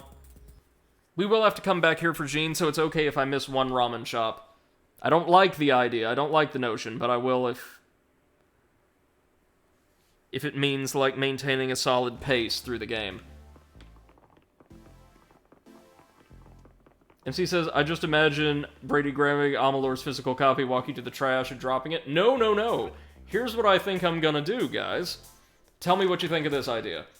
I'm going to, like, once or twice a week, as I can, over, like, probably once we get through a couple of the side games and we're working our way through, like, the end game of Pokemon, like, do a couple regular streams on Amalur to get back into the swing of things and hopefully clear up the dead-tier content, which I can tell you from, like, my memories, there isn't much up. That little, like, canyon where the gnomes live has very, very little content compared to those mammoth zones we came through.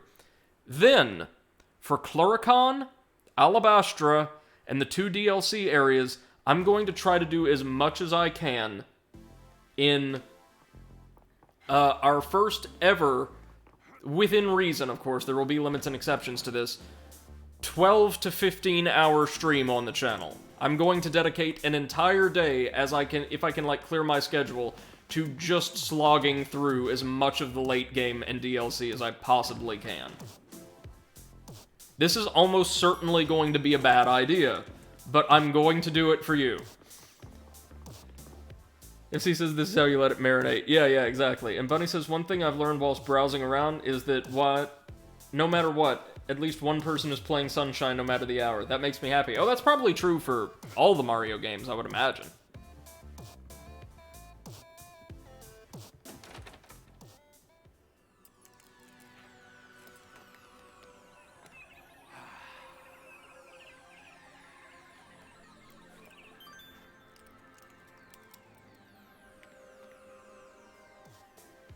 Clip says, holy crap baskets, 3 is my max, good luck with that. It's something Seth and other members of our community have done before, and so I'm quite certain I can manage. Okay, is this a passage straight to the boss? Really don't want to miss that ramen shop. In fact, hold on, real quick. Let me just look up how to access it really quickly, because if it's something quick and easy we can do, might as well.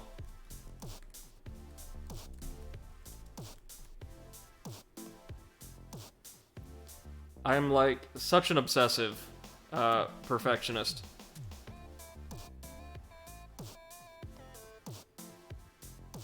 Okay, hold on.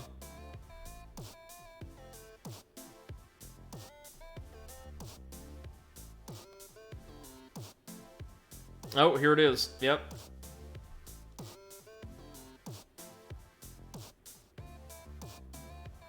Okay.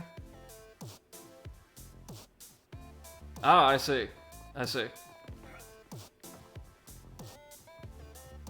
Right, there were unlocked doors here that we couldn't access before.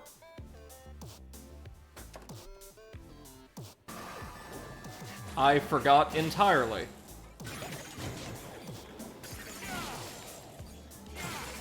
All of this for the ramen shop, mind you. We can access the boss right now. Well, I say a ramen shop. Probably a ramen shop and, like, a chip or something. Something good.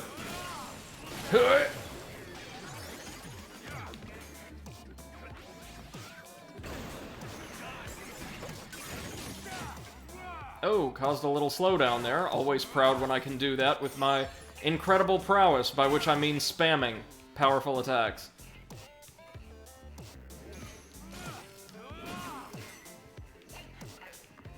Okay.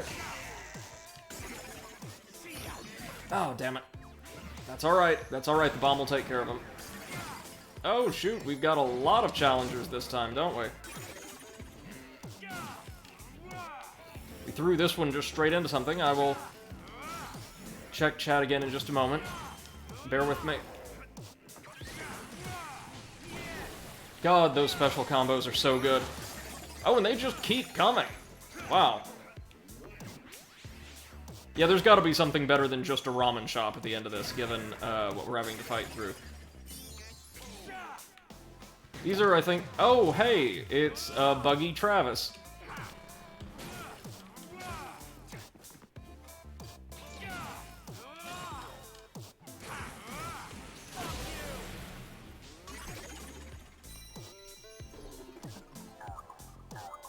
Eclipse says, yeah, you'll be fine. Fingers crossed.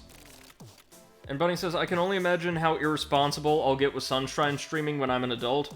Freaking 24-hour streams on the weekends. And not gonna lie, sounds like a banger weekend so long as I bring food and drink. Well, if you're planning on attending a university, I will tell you outright, a lot of your time is going to be taken up with school and work responsibilities. Which is not a bad thing. I honestly find having a varied schedule, especially back when I genuinely had a varied schedule, to be quite rewarding myself. I would appreciate if less of my work was done over the internet at the moment, but hey. Eclipse says, I'll cross my toes. We will learn. We will learn exactly how much BS Amalur's endgame has for us. Eclipse says 24-hour streams are much harder than you think. Trust me, I've modded for them, and even that's insanely hard. Yep. Like today, I'm probably going to be streaming for a total of 6 hours, or around. We're coming up on the point where I have to take a break to run some errands. But that's going to be pretty trying, too. So I'll go dark for probably like an hour and a half, something like that, and then we'll be back with Golden Dragon Grand Prix, which again is the best stage in the game, in my experience. Great music, great visuals, pretty solid gimmick. Ah, yes, this has created a new elevator, which will take us down to room, I think, 303, is it? One of them. Okay, so we've got 2 more rooms to go through. You know how it goes. Eclipse says Golden Dragon Grand Prix sounds like a game all on its own, which I guess is the point. Yes, and it's so good. It is so good. What is this? Oh, it's just one of these. Couldn't quite get it. That's okay, though. Another?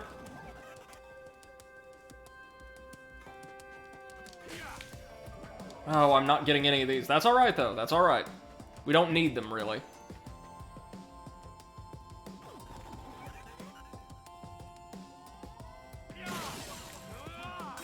Yeah, no, MC says, Brady, I cannot find room 404. Man, I made a joke to that effect earlier. Like, given how self-referential this game is, I was halfway expecting the game to crash if we attempted to go there. And Eclipse says, look in room 420. I hear it's blazing. Of course. Of course.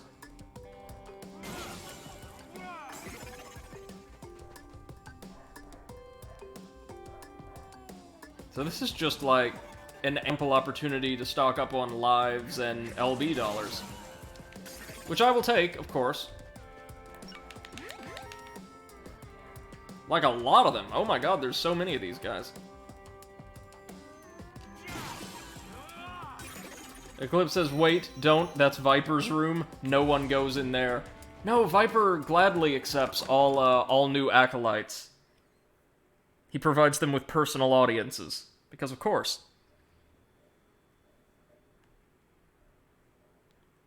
It's in keeping with his platform of crack for the people. Alright. Now it's time to head back. Yes? No? Hold on. Eclipse says, oh right, sorry, I got the lore wrong, no one leaves. Right. Hold on. I gotta see what's going on here. Do we have to defeat all of the bugs in this room in one go? Well, we'll try. We will try. They're slaves till they die, then their souls become the crack. Yeah, this sounds like the Viper lore to me.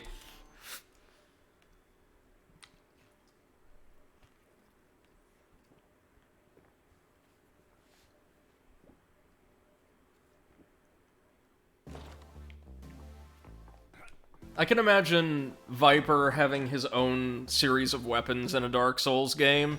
Like a Silver Knight Lato's hammer, but instead of, like, with a hunk of ore, just a massive, like, crack rock at the end. Every time it's plunged into the earth, you instantly unmake and remake the entire universe, erasing your enemies from existence. We need to get modding, friends. This kind of sounds amazing.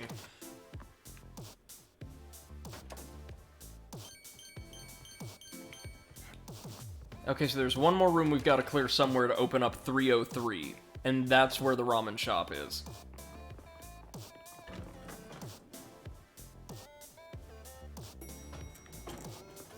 At least we've got some really good music to go along with all this. Time to just canvas the entire house, top to bottom. I know it's not 101, because we cleared that earlier, and it's not those in the lower right-hand hall.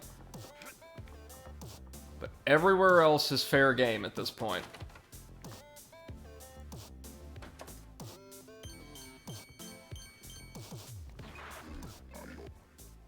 Oh no, we've already seen that. But we've got more Hazer gear. I'll gladly take it.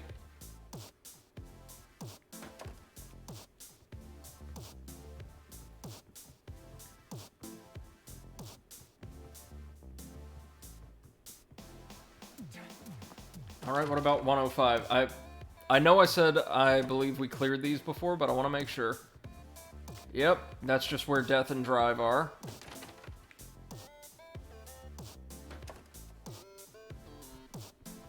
This is just a storeroom, right? I'm getting some upper floors of Luigi's Mansion vibes from some of these decor sets. MC says I want to dig into X4 again. Ooh, yeah, right on, go for it. There's a lot to that game, I know, like a lot. They added terraforming as a resource sink? Oh, shoot.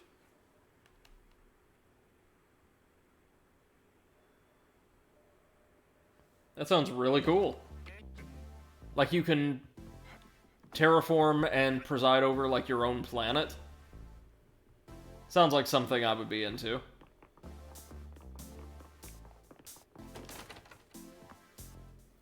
What about 204? Okay, this is just Grandpa talking about cheesecake, alright.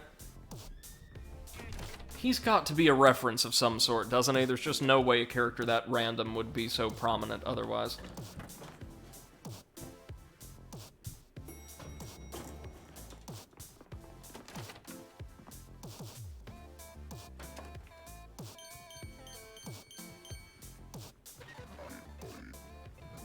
There's Grandpa talking about the cherry pie. That's fine.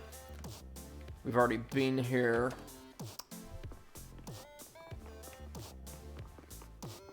We've been just about everywhere. Unless there's another door I'm missing up here.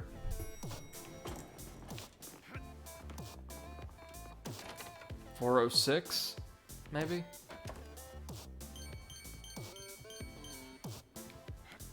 Now we need to find a place overrun with bugs. Guess it's time to head to Night City. Not 405. You've already been to 404, right? Yes, because I remember making the 404 joke like 2 or 3 different ways. Not there.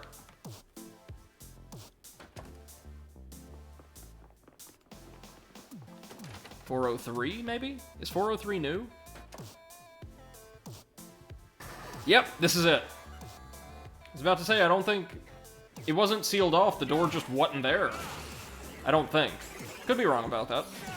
So there's a lot of bug gates here, that's alright. They're not too bad. When are the big guys gonna show up, though? Fortunately, they lock in place when they begin to detonate.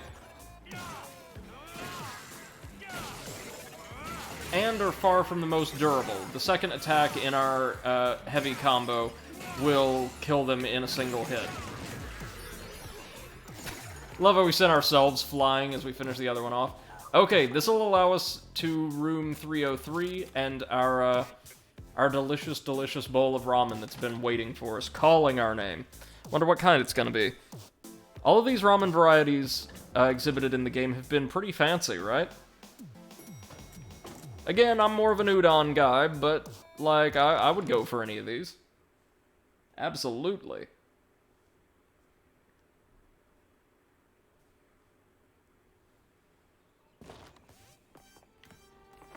Hey, Bugjiro, what we got? I just adore that this is an actual, collectible in the game. Various bowls of ramen.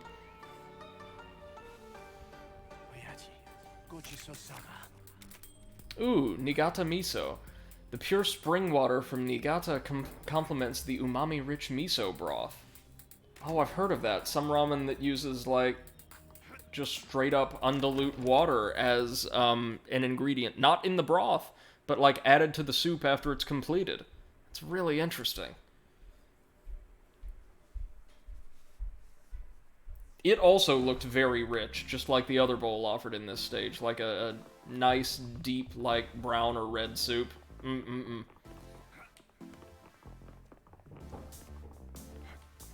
It's miso-based, too. It's going to be very, very salty. Okay, are we finally ready to take on Prince Kenny Rogers? I think we are. I also distinctly remember his boss battle. This shows you how strange my memories are. I remember it being notable for one reason or another. It was either one of the easiest bosses in the game, or it was the hardest. Not sure which. At least we're fully armed. We've got, like, a full special meter. We've got all of our skills, which will just absolutely destroy this thing. But as you would expect, we're not going to be fighting him directly.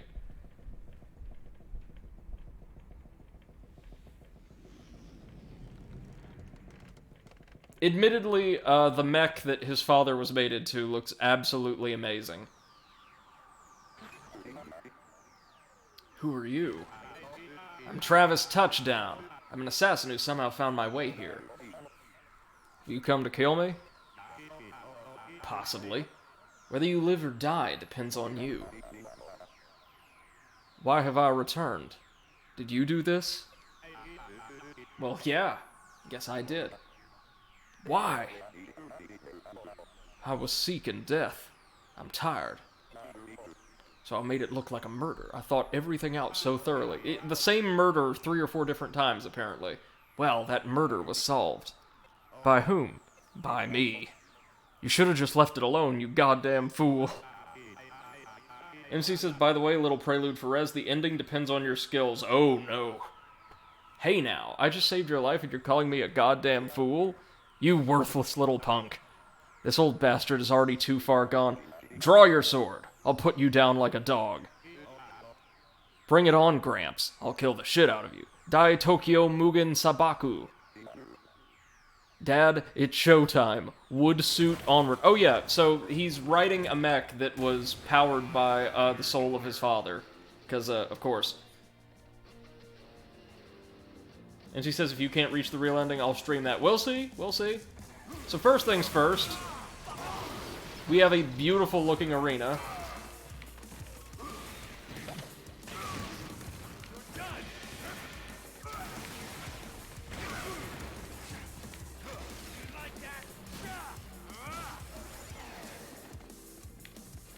I'm not entirely sure what the units in the background do, if anything. Oh god. See what I mean by, like, the enemies having virtually no telegraphs for many of their attacks relative to our cooldowns?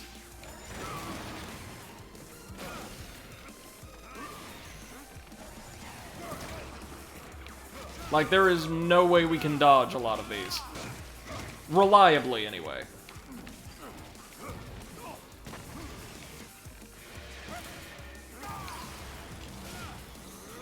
Phase 2, right? Oh, or does he have phase? No, I think he does have phases. I just... Maybe the next one's going to involve that large unit looming in the background? Oh, come on, Kenny. Bubba.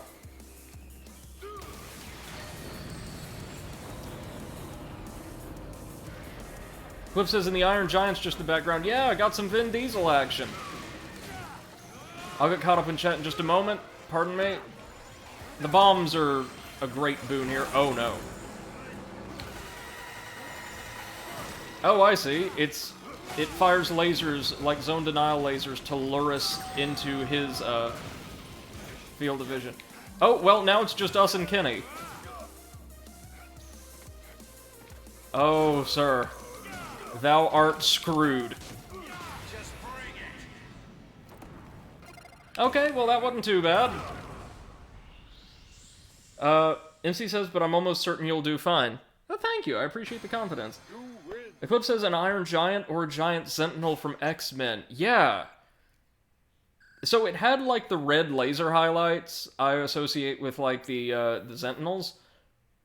But it also looked very Iron Giant-esque in its actual, like, physique, its construction. Bunny says, my mom made baked potatoes with chili poured over for dinner. It's super good, so I'm enjoying that. That does sound pretty good. Yeah. I'm going to be trying to make a carrot cake for the first time sometime soon. It'll be my first time preparing a cake. And I also have a recipe for, a kind of weird Chinese fusion pizza that I found in a cookbook about 10 or so years old that I'm thinking of trying. You went easy on me, punk. The hell I did. I just didn't feel like slicing down such a desperate opponent is all. You've got good eyes, boy. Dangerous, but good. I'm no Gundam pilot or whatever. That was fun. I led a good life. Goodbye, punk. You're crazy, man. A flower for Brian Buster. Notice how, even though he's still characteristically an asshole, Travis is more respectful to his opponents in this game, with the exception of Mr. Doppelganger. A man lives constantly seeking the moment his petals drop. Travis, when your time comes, be sure to look your killer in the eye.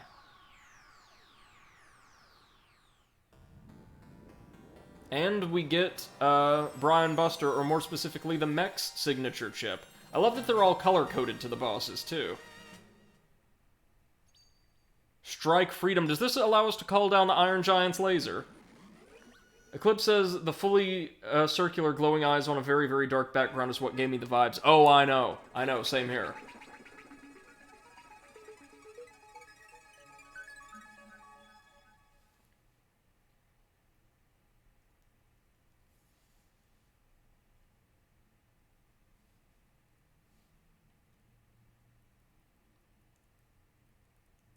We should be getting another debriefing now.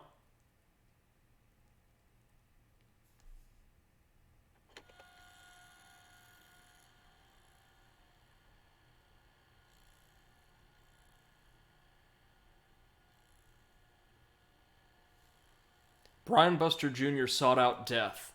Seeing him struggle to search for a place to die was pitiful. So why didn't he choose suicide? The fear of death? No, that's not it.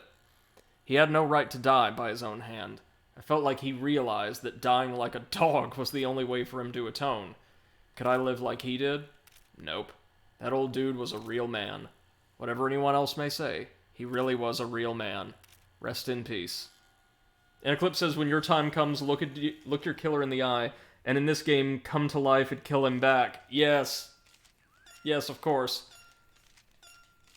So, I'm afraid we're going to have to cut it for now. I'll be back in probably an hour, hour and a half, something like that. As I said, I do have to run some errands, and grab some dinner, but afterwards, I'll be back to stream, the gene retrieval mission for, Life is Destroy, and the next Death Drive game, Golden Dragon Grand Prix, which again, I'm super excited for. I think we're going to have a lot of fun with together. And hopefully, by the end of the night, we might even be able to play through the 5th stage, which is something of a special one. It's quite short, if I recall. So we've got 2 stages that we probably ought to be able to clear by the time, in the time it would have taken us to clear just Coffee and Donuts. So we'll see you soon. Bye-bye!